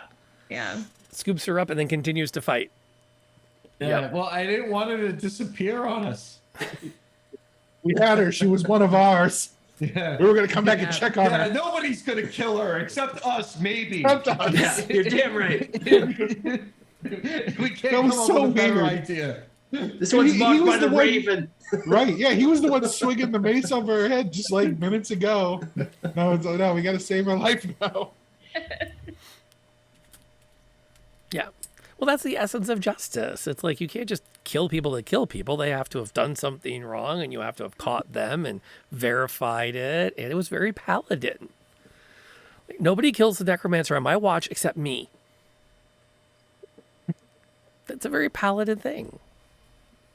Yeah, and it was right around that time where like I was dabbling in like embracing like a more strict like, oh, I'm not being myself. I'm playing an actual character, and this character has a moral code and stuff like that. And that's when I was gonna kill the harbor master, right?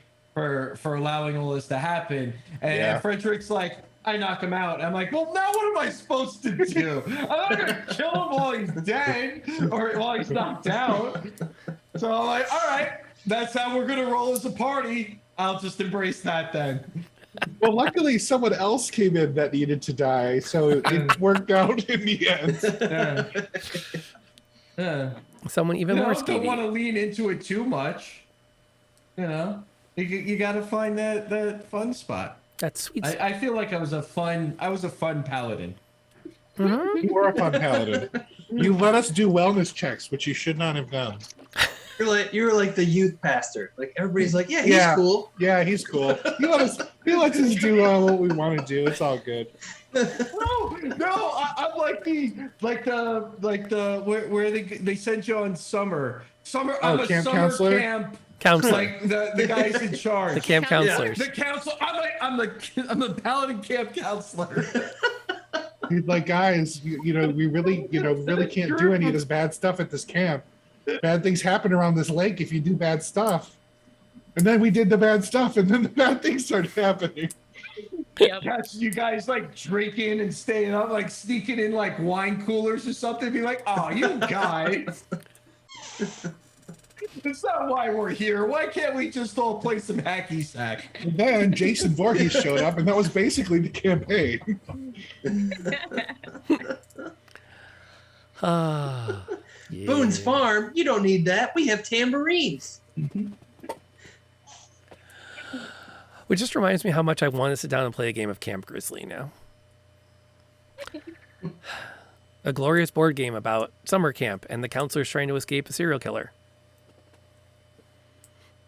That sounds cool. It's also a game where if you're unlucky, you can draw a card called Messing Around, where you grab another player's token and you share a spot, and then you keep drawing event cards until you get through the right number. And if you don't draw the serial killer, you're fine. If you do, your messing around got interrupted.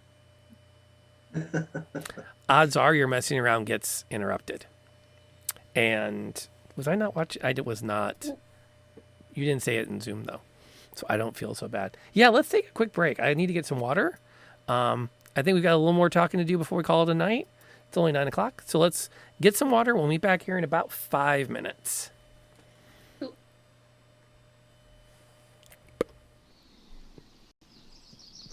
Got him once.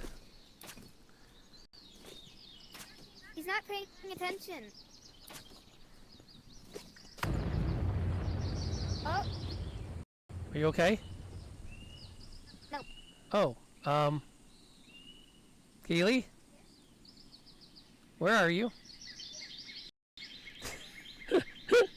Oh dear.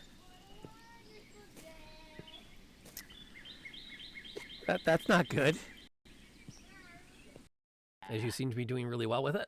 Ooh, nat 20 to 25. Oh my god. Jeez. Nice. Shattered it. Wow. Well, you can roll your damage. I don't. 25. Because I got 3 sixes. Holy cow. Oh my goodness. She just hulked out. Rage hard. Yeah, I think you should rage all the time. I think you I should like this never rage, not yeah. never This not be is raging. it. Well, I There's only get where all our 2. good rolls were hiding. Yeah. Oh my gosh. That's why they were so bad earlier. We were saving up. But... Stop hitting my friends. Oop, wrong You know, way. damage books with that kind of attitude. Well played. Wow. I'm heading that way. I'll tackle Oh, her she ass already has again. the potion. She already has the potion. No, she just handed you the book, and as soon as your hands touched it, she let go and run. She's not going to take the potion? She's got bigger fish to fry, like getting her ass out of there. You shot her. I'm trying to unshoot her to the best of my abilities. It seemed like a good idea.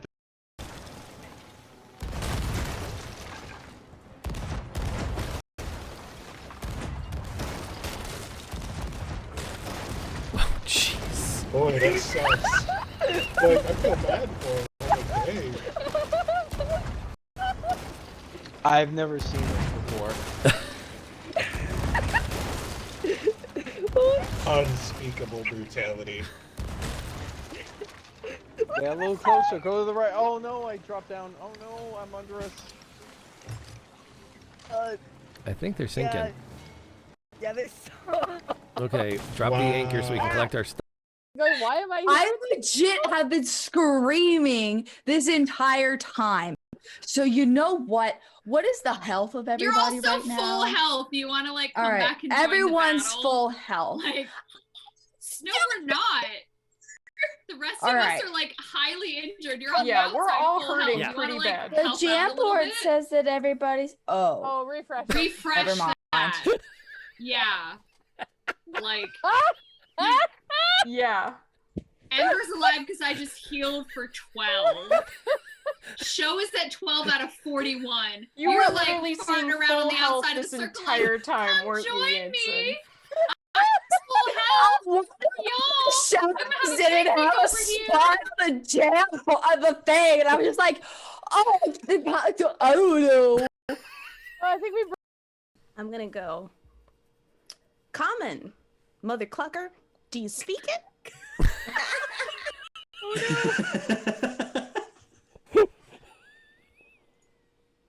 We need some information.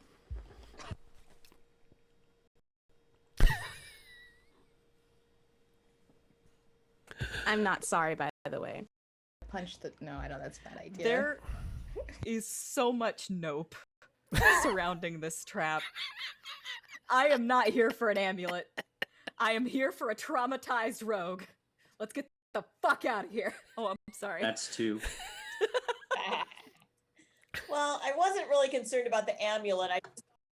You remember your first battle. Stare him down like a hound. Indeed. And you remember every face. It still haunts you. And as you lock eyes, you realize he is your friend. He is the master of this domain, and it is your place to serve him. But I'm against being charmed. Yep. Is that not? That's why you rolled twice. You son of a biscuit.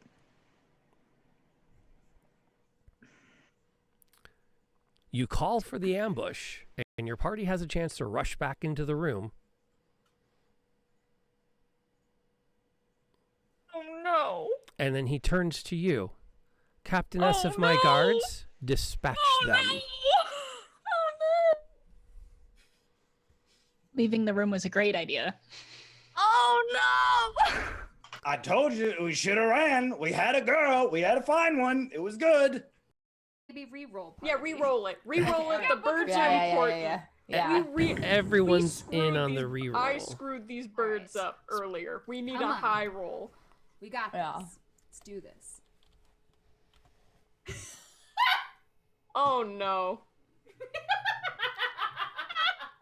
Oh my. So Every time!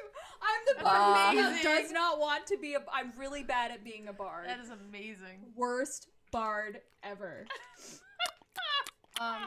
Yikes. The good news is, after this adventure, you can start taking levels of anything else. Anything else? What the hell? Oh no, that whole love interest thing. That's right. Oh, I forgot. I almost killed him. I write it out, and we're hoping to have him back sailing with us in the next time I can lock him down on a day, because I know how to get a hold of him, and I'm a little relentless. So there's that. But I have amazing players that have agreed to play with me tonight. I am truly the blessed one at the table. And what I'd like to do before we do anything else is let everyone make a round of self-introductions for themselves. Just Way. Yeah, that's kind of where I'm going. Like, do we think it's going to follow us? Yeah. Can I'm we sure it will. Run it? Yeah, I was gonna say, can we outrun it, or is it like something that's just gonna follow us no matter where we go? I don't think we can outrun it. I mean, it's not going to come any closer for a bit. Yeah, I agree. I think we're gonna have to fight Well, it. we could take shelter in the smoldering ruins, right? Because I don't know if that's gonna help. We It's don't probably know what's in the smoldering ruins. Well, it couldn't be any worse than this. We could Oh come yes, across- it could. We could come across like another giant creature, and then we're fighting two at the same time. And then But it's it terrible. could be like Godzilla versus King Kong. So if we run into something even nastier, maybe it won't want to eat us. It'll go after the other thing because they're legends and they have to fight. That's how that works. No, or they team up against us. You've had a very fortunate life, haven't you? So v squared is 3520. Let me get my phone unlocked. And then get it back into that calculator. Okay, now I can take the square root of it. So she's hitting that bale of hay at 60 feet per second. Now, a quick Google search will tell you, if I take that and the conversion, 1 feet, having taken a holy order of some kind and other oaths. I'm thinking like an elven, like really.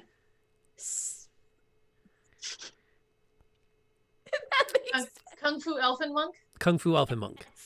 Okay. Yes, that meditates a lot. I can live with that. Because elves don't have to sleep as much, so I'm a genie in the bottle, baby. Yeah, so I am really excited for that. It's a cool opportunity, and I'm really excited. But yeah, also it was my birthday Monday, and it's been a week. and I accepted a job offer yesterday. So Oh my goodness. yeah, Oh my it's been God. a week. It's just like, okay, all right, Congratulations. life needs to sit down maybe and let me catch my breath. It's making up for last year all in 1 week. Yeah. Like a media blitz. There we go. I do need to go on a media blitz and like ask people to watch a bunch of clips over here so that I can like cycle what my top 20 clips are. Because like 17 of those are really good clips of our games. And like 4 of them are like, I don't know why this is in my top 20. I wish it would go away. I don't like this one being in my top 20. Well, I guess you could just hide it. Yeah, I guess. I'd rather just find 20 I like and just kind of like do a little media blitz 1 week of like, everybody please watch this clip so it has more views. I Please. can do that. Please. Yeah. Please. And do. They'll kick them all up there and then we're all good again and we're all sitting pretty. But yeah, as we were saying off stream, is the artwork I really like, but the one downside is the gentleman who did it gave it to us late. And that's rough. But I still think it's so cool that we have actual art. And Very cool. Well, and it's neat too, because I remember back when I started gaming, if you wanted a picture of your character, you had to like either draw it, you had to have a friend who could draw, or you had to like go to the library, find a book, and then have the librarian photocopy the picture out of it. And then you could cut that and glue it on your character sheet. Nice. I think I went to my first convention at like 17, and it blew my mind that there were people who were, for $20, they would draw your character for you. And somewhere in the house, I still have that character. It was a Shadowrun character. Well, that's cool. Yeah, I have one portrait. Actually, it might be down here somewhere of a character that I played that I loved. So I couldn't find anybody to draw. So I just took the time to try to draw it myself. And it turned out well enough that I framed it. But when I say well enough, like I'm impressed with my own ability because I'm not an artist.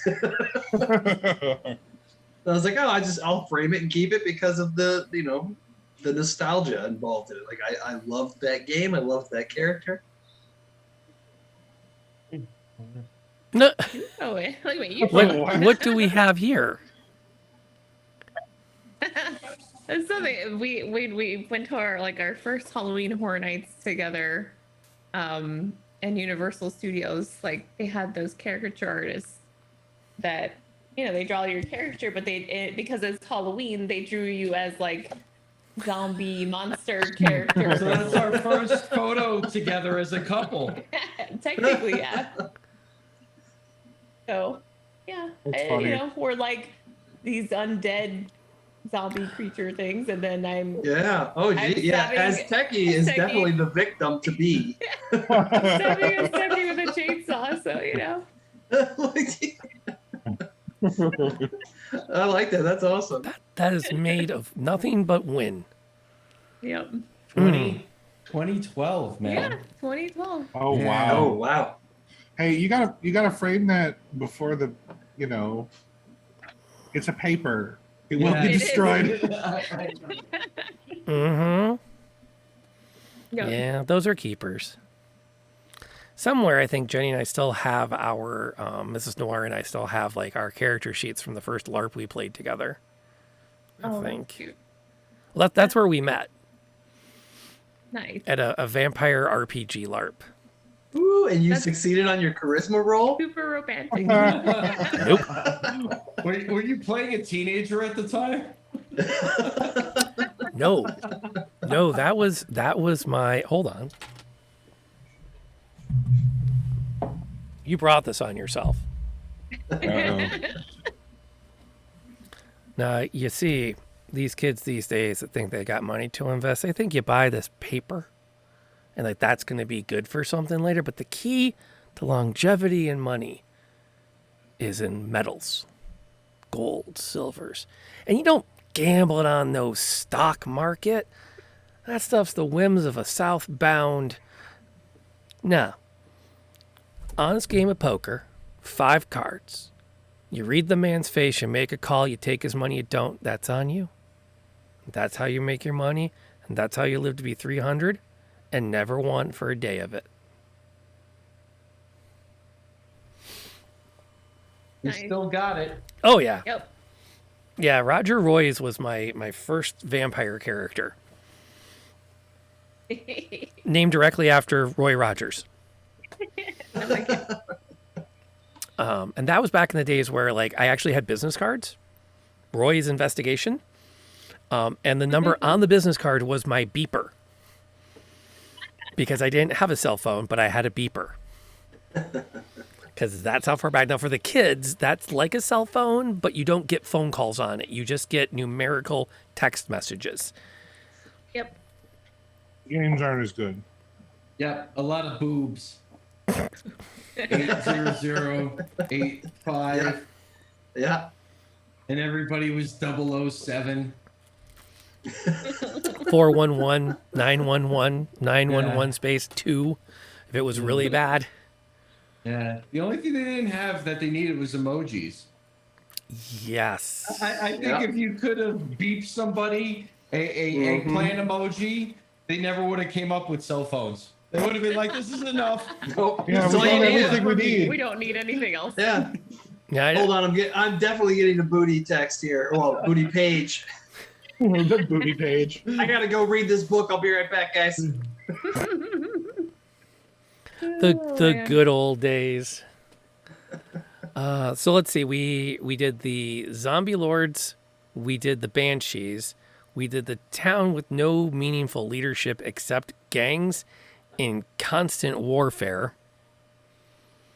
And then you guys actually got into Curse of Strahd. I'm curious, what was the part, if you picked the one spot, you're like, that was the most fun we had the entire game. What part of the actual Curse of Strahd proper was it? Oh, man. What was the part that like, okay, this is why D&D is the thing we do on Sundays?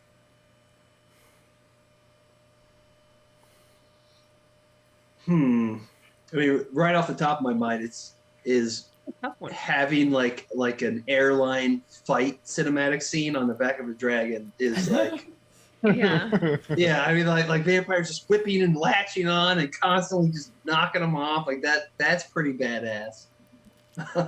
Yeah, for sure. That was definitely one of the highlights. I like I the tried to think winery. of a top one. I don't know if I have a top one, but I like a top three would be that. I like the ambush on by the rogue on the bridge or whatever. Yeah, Just that was because good we too. were like, oh, it's brigands. We've taken out vampires and Right. stuff. Meanwhile, Right. it's like we're all critically close to death. How does this happen? And she just keeps disappearing. Like she comes up on the site, she takes one of your kidneys and then goes back under. It's like, what? Is that allowed?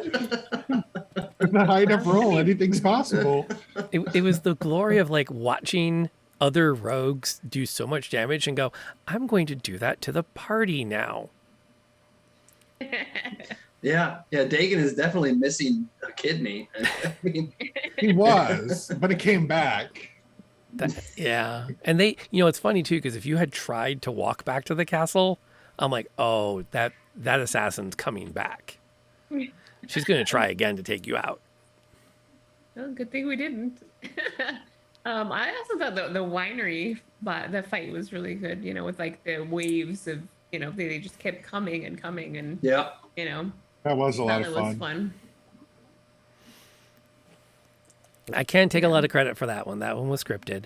The dragon, I'll take some credit for. That was you're going to do what?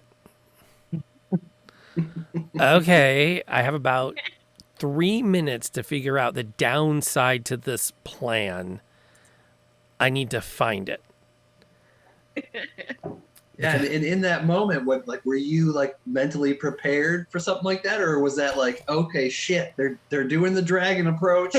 Nope. I need to come up with something cool. That was completely off the cuff. That was like, oh my gosh, I was expecting I really had no idea what to prep that week, because I'm like I'm just gonna have to wait and see what they do, and if I can't pull it up on my combat tracker fast enough, because I have like most of the monsters preloaded now.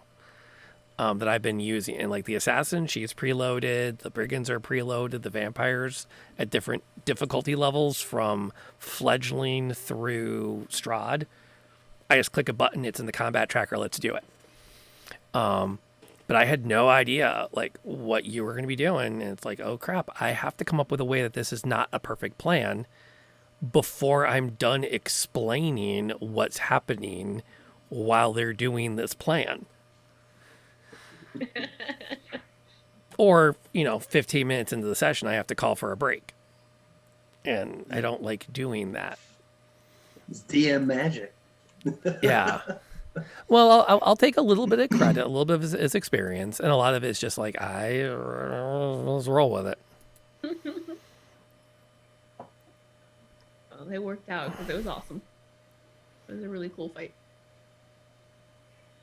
Yeah, other moments that I really liked was when we were going into that crypt, and I think it was the first module, and the artwork was like a living, like Harry Potter thing, but it could still attack you. And I was like, oh shit, that's cool. That was funny. Yeah, I like that a lot. I We also threw the just wine like Molotov dilemma. cocktail. I like dilemma. Like, what do you do? What do you do?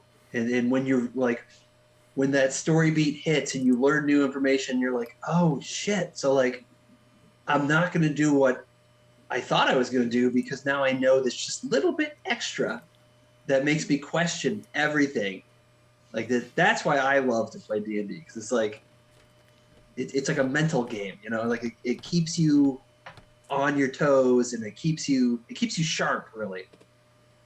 Because it really is like things could change any second, and all of a sudden what you thought you were going to do is just out the window, and you're like, I need a new plan, and I need one now, and I have 5 seconds because my turn is coming up, and what do I do? Yeah. You're so lucky to only have one action. Yeah. Yes, What do you do? I shoot him. Well, that also brings another thing up that I'm very thankful for in this group. And I think of things like when Neb as Samara put the flaming wall trying to keep Strahd on one side, and Strahd pulls you through, and it's like nobody's complaining that we have this wall of fire. We'll just work with it or whatever. And you're like, I'm gonna put Strahd's face in the fire, and you're like, oh yeah, sure, your face is in the fire. Because it definitely wasn't. You think like Nebula's gonna save me? I'll just go in it with him. Yeah, no, I really like that. Because I have another D&D group where like that wouldn't have flown with the group.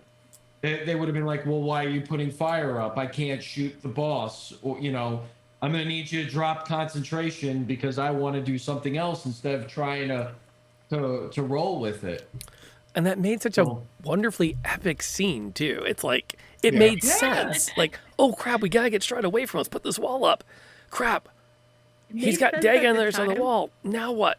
Crap. And it's like, but we have to keep this going. It was like, I think one of the most fun fights we've had with this. I mean, we've had some really good encounters actually. I think I've managed to get very lucky in keeping them just balanced and keeping you guys on your toes. That we had I always had fun. Even on the nights. Forget the fight when the Banshees tried to jump us in the alleyway. We just destroyed them. That was rough. We're gonna jump you, and we're like, we're gonna kill you. It wasn't even in an alleyway. It was like in the middle of the street. Yeah. It was like 2 rounds of combat, and they were all dead or unconscious. Yeah. It was insane. Yeah, I definitely mismanaged the challenge in that fight, which I'm fine with, because it just means that, okay, so now the bar is set a little bit higher for all of you. Everyone in this town knows you're the group to beat.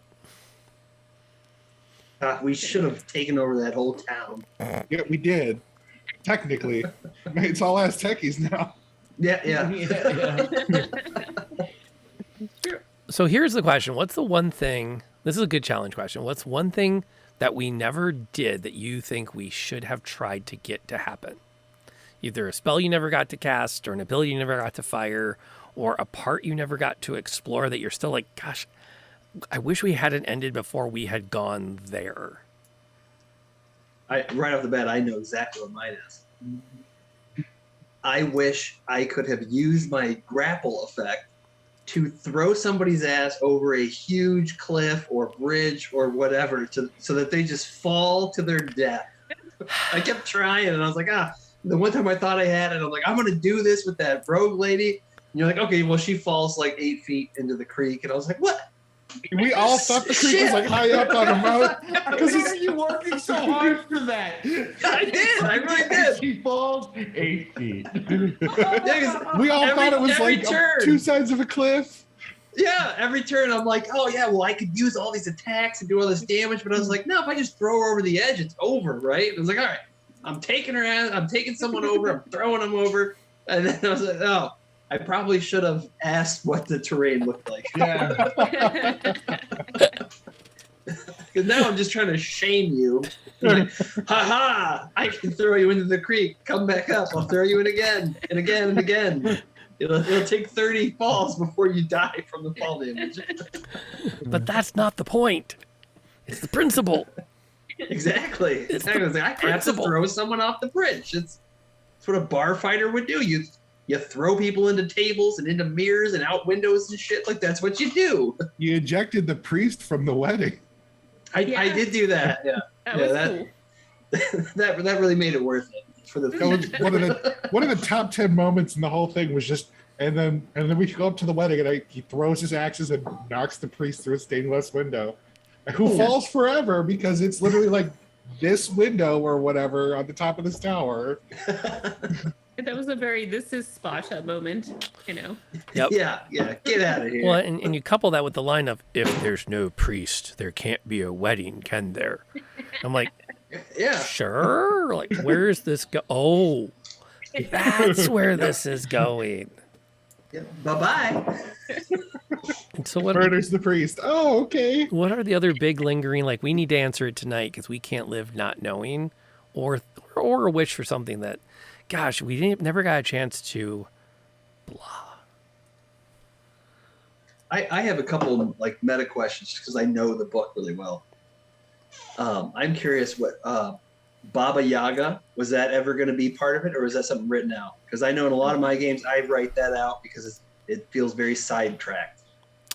That's the Ruins of Berez, I believe. I think I wrote her out. I like some of the backstory in that area, but I'm like, they don't need more villains to kill. They've got a villain. Right. Okay.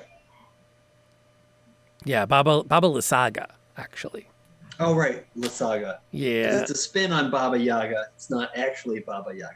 Yeah. I tossed that one. They eat babies like Baba Yaga. Well, there's a lot of folklore that happens. Remember, you guys never went to investigate the meat pies. Mm-hmm. Dream pies. Or the dream pies. So yeah, they're meat and pies. I assume that was in there at the bone grinder. Oh, yeah. If we would have gone there, that would have been a thing. Yeah. That would have been an event.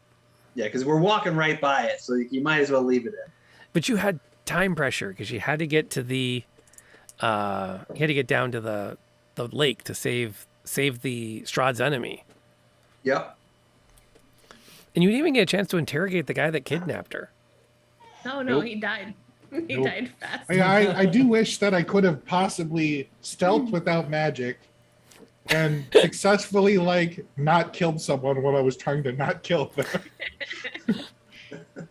I just wasn't cool enough for that. It just I didn't train to shoot people in the dress. I trained to shoot people in the important living bits. It does make the clip, I'm trying to unshoot her, one of the better clips.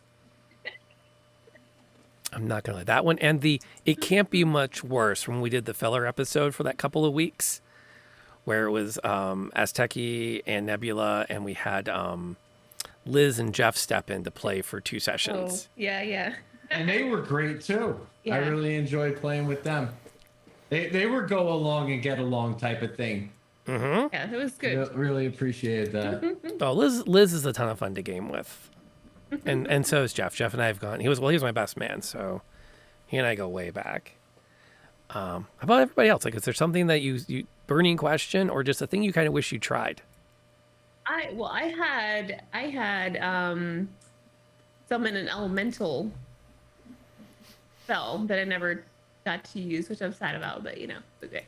Because I have no idea what it. I mean, I'm reading it. I know what it did, but I didn't actually get to see it in action. That would have been cool to see that happen. But also, I wanted to explore more of like the castle, more of the crypts and stuff. I think it would have been fun to see what else was down there, and possibly find the I always forget the name, The holy symbol. The holy of symbol, Raven. yeah.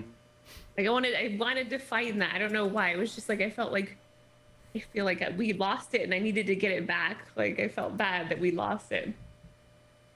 So I feel bad that we lost it. Shit. Yeah. Yeah, that I would say that. Like, and I was thinking that was going to be like the same thing with the lantern mechanic, because it could like open the sky and bring down light or something. And I thought that was going to be like the key to defeating Strahd type of stuff. And so when we're there and we're fighting him and he's taking damage and stuff, I'm like, well, I guess that wasn't like a need to have. That was a nice to have type of thing. And I figured you would have told us when I asked the little idol. That was my double check. It's like, can we go forward? You know? And you were like, yeah, there's a chance you'll live. And I'm like, oh, okay, I'll take that. Not like, no, you're not ready to go. You need to find something before you go. And then I would have been like, all right, it's got to be the skull. It's got to be the icon or something. Well, it's interesting because I had actually planned to put that on. Actually, it was technically on one of the 3 vampires. Oh, we just never found it. You never found it, and I was going to like, searched them. Yeah, I was going to make a point of like, oh yeah, you should probably search. Are you going to leave without searching the bodies? But my next thought was, they're kind of kicking butt and taking names. If they don't think to search the bodies, I'm not gonna prompt them to, because they don't really need it. And what I didn't want to do was arbitrarily go in and like just jack up Strahd's power level for the final fight just because you were bringing more wagonkiness to it.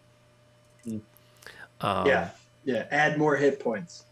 Yeah. Well, and part of it too is always a bad move. Yeah, I'm a big sucker for letting the party find all the stuffs, and I think on a subsequent running of 5th edition Curse of Strahd, the party will not find all the things. They might find 2 of the things, but it's like, man, you guys get all of the things, and you're kind of scary. So, like, you really didn't need all of the things. Good to know. When you stop and think about it. So we had a real short, like a brief conversation when we first like battled Strahd for like a hot minute, and then it was like a story element. And I remember you telling me, you're like, hey, you guys did a lot of damage to him like real quick, and like I wasn't anticipating that.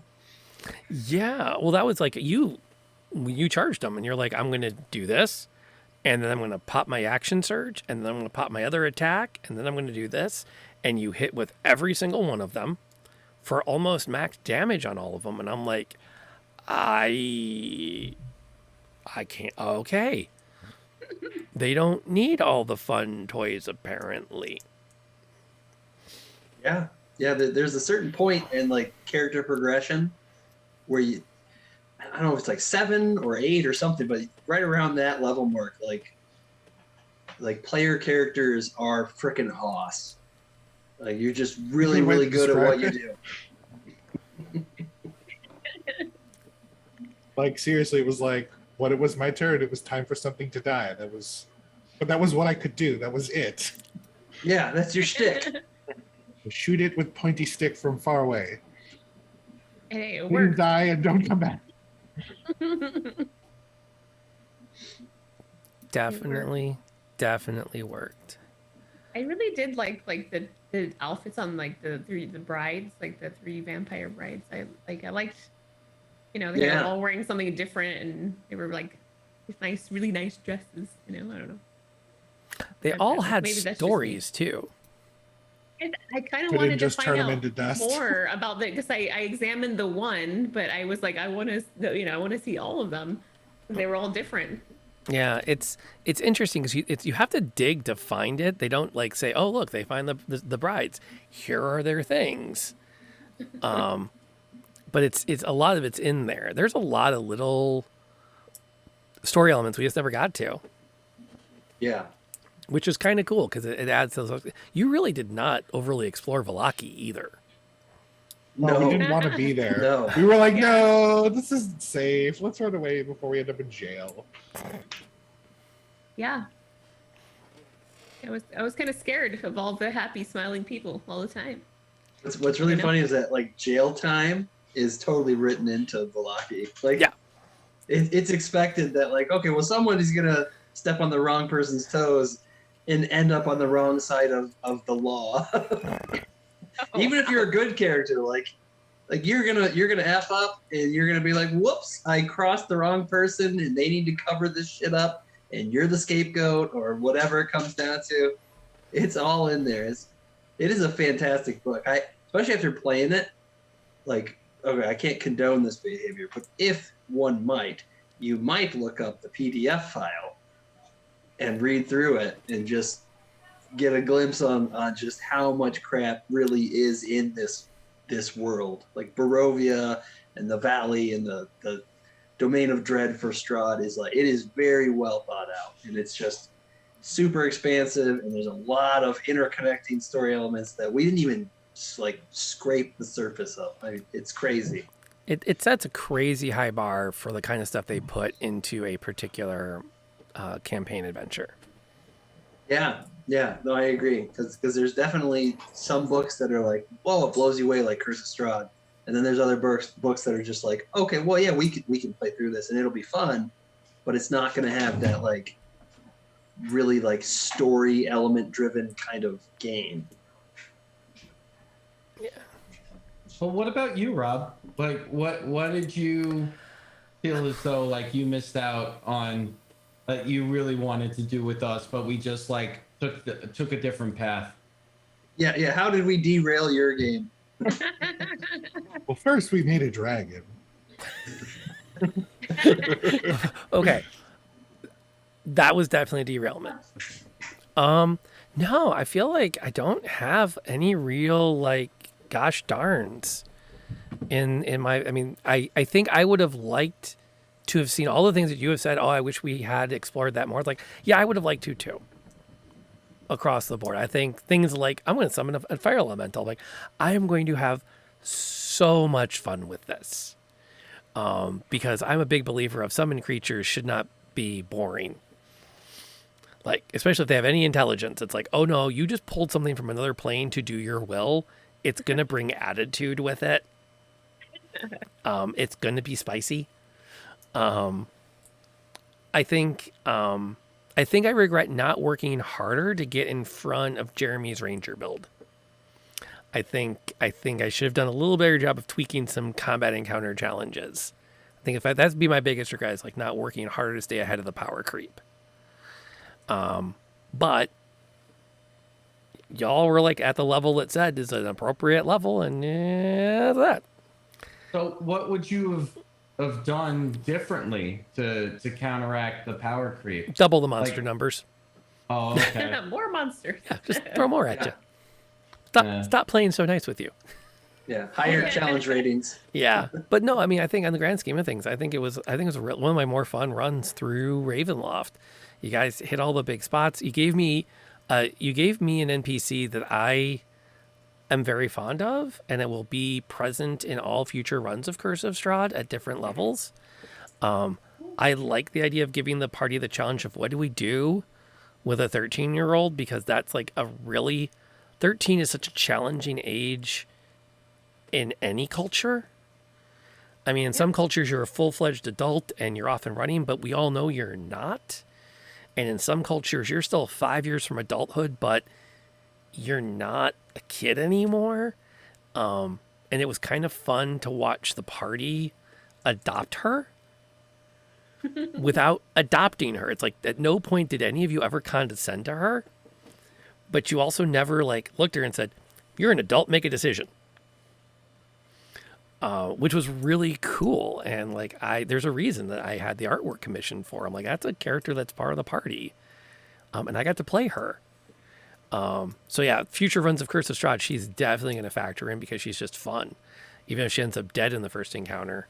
I think my one regret with her is that I made her a divine sorcerer. And that was a lot of power and utility that you guys didn't really need. In hindsight, maybe a warlock would have been better. Or maybe like put her in a position where she's less helpful and more of a liability type of thing, as kids can really be. They can be. Well, the trick with that is I don't like putting the party in a position of like, we need to ditch the kid. Like if you decide we don't want the kid to come along, that's because we don't want to endanger the kid, or the kid could get hurt. But the liability, I always feel like that's a weird trope. I feel weird doing that. Okay. Yeah. I mean, I don't think we would have done it. Well, I liked that she wasn't that. I liked that she was kind of, she helped us, if anything. I loved having her as part of the party. And, I felt like she was an asset always, even not just because of her powers, but because of her thinking, the way she thought about situations and, It was maybe we shouldn't do that, or maybe we should do that. The DM voice without me having to be so over the top with it. Yeah. Because she had her own motives. Same thing with Irina. It's like she had her own motives. You could ask her what she thought we were doing. I'm like, I know exactly what Irina thinks she should do. You need to kill Strahd now. Right. Whereas Arabelle was more of like well, we should be killing Strahd, but do we need to right now? Yeah. Yeah, I think that was really great. So I liked that. And I have a new accent in my repertoire. I stopped making her sound French. God. You have no idea how many streamers I met the week after that. Like I literally went through everybody. Like I was just trolling through streams looking for people in Eastern Europe to chill on, just to listen to the language and the accent. And I wasn't even like subtle. I'm like, hi, I run D&D. Just keep talking, please. Mm-hmm. I want to get the accent better. And I'd a lot very like, oh, I'm so sorry. I've studied really hard to not have an accent. Dang it. Unsubscribe. Well, now I have to hang around in your chat for a while because I don't want to look like a complete dick.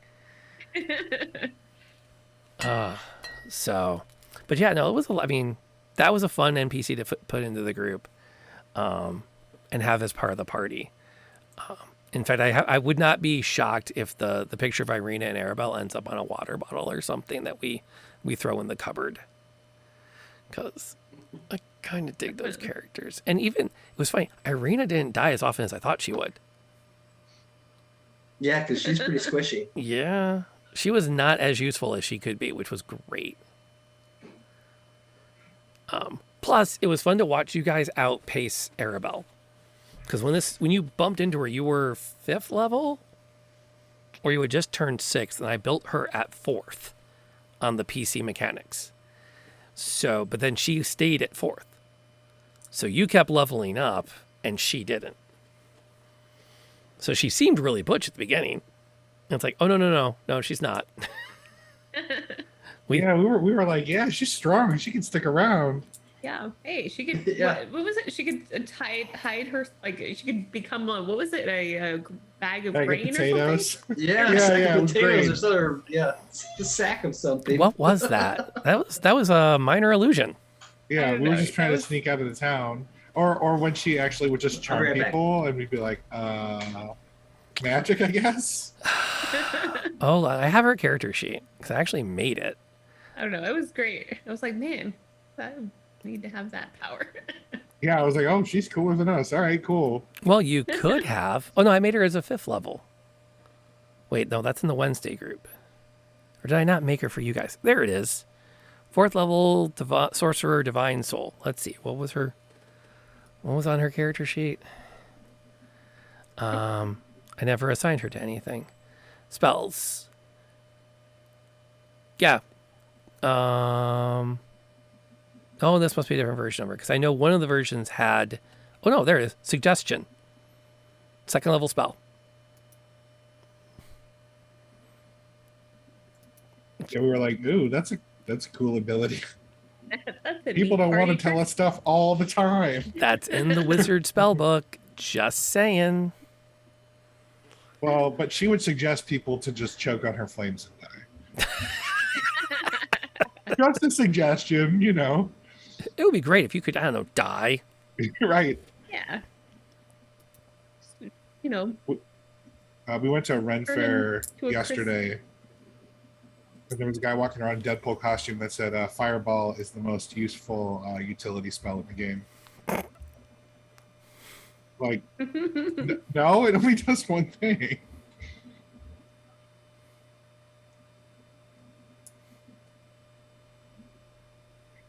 Oh, that's good stuff. Yeah, the sack of grain was just minor illusion. I think it was kind of fun for me to just kind of show the other side of spellcasting. Since we only had one spellcaster in the party. Of the explodey type. And it was, yeah, I mean, paladins cast spells, but not the way a dedicated spellcaster works. So with only the one, it's like you guys really had a very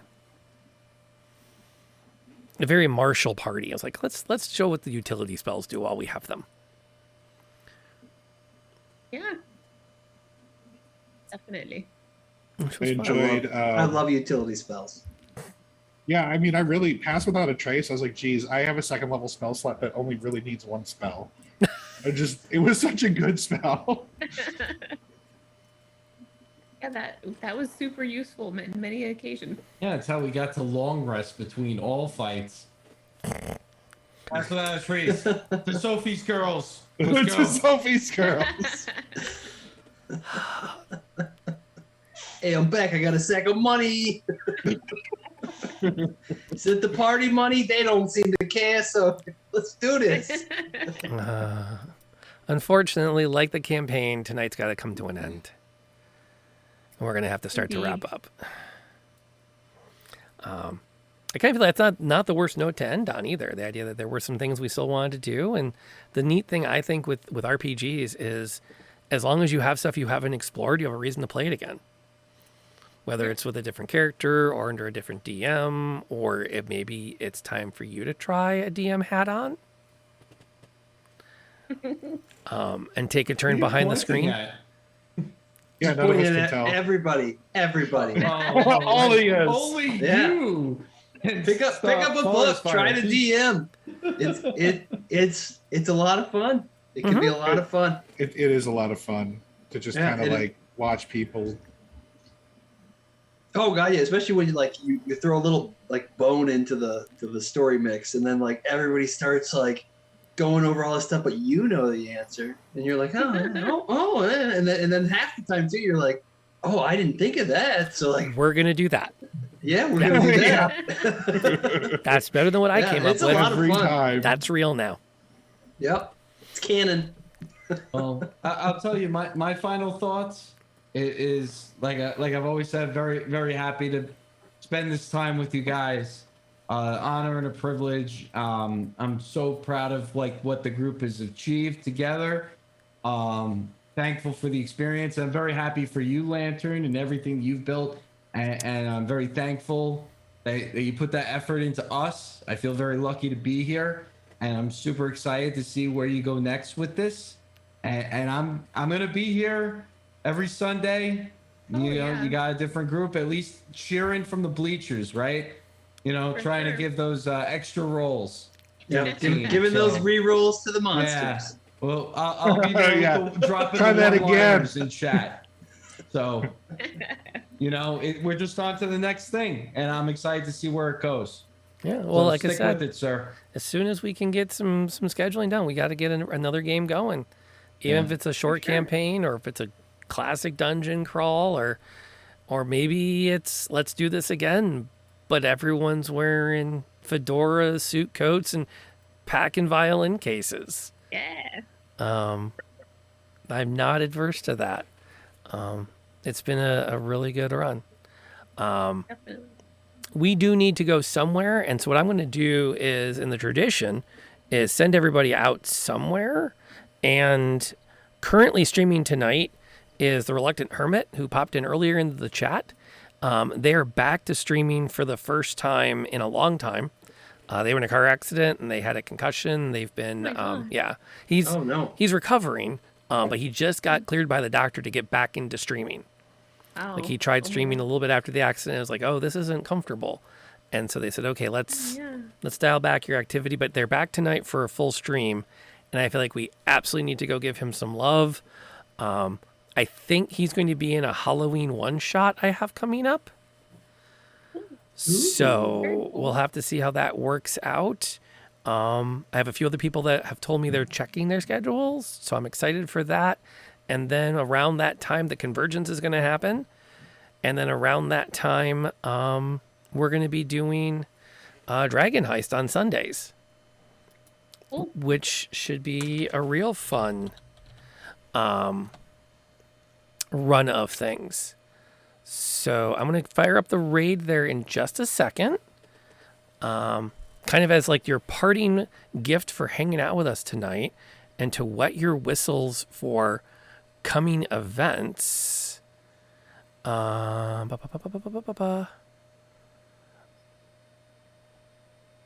think this is it. And let me pop over to Zoom so I can share the audio with all of you.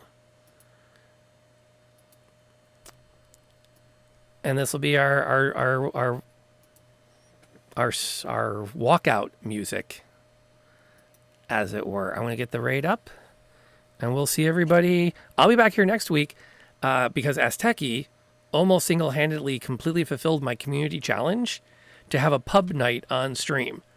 So I have a week to sit down and make sure I have 3 hours of music ready for me to stand up here and do Irish pub tunes for a night, which will probably be an hour and a half of Irish pub tunes and then an hour and a half of me swearing at Baldur's Gate 3.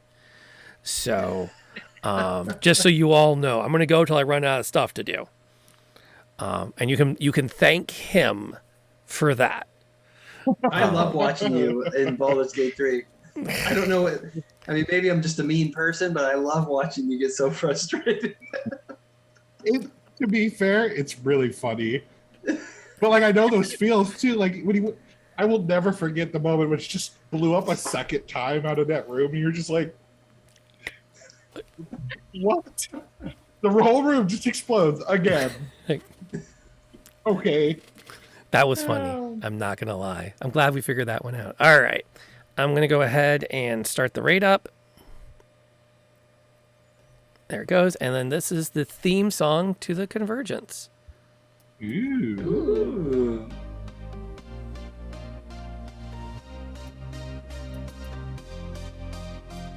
We are warriors to the very end. We must stay strong. Together Good night, everybody. We will win. In the universe there's darkness. Danger lurks out there. Danger. The evil tries to get us. It's everywhere. And the potion. She already. As soon as your hands touched it, she let go and run. Beside you we will stand. We are warriors till the very end.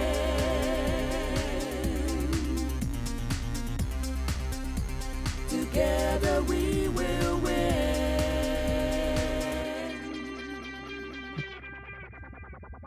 I like it. I love that. Yeah, I can see myself grinding up on some strangers at a discotheque to that.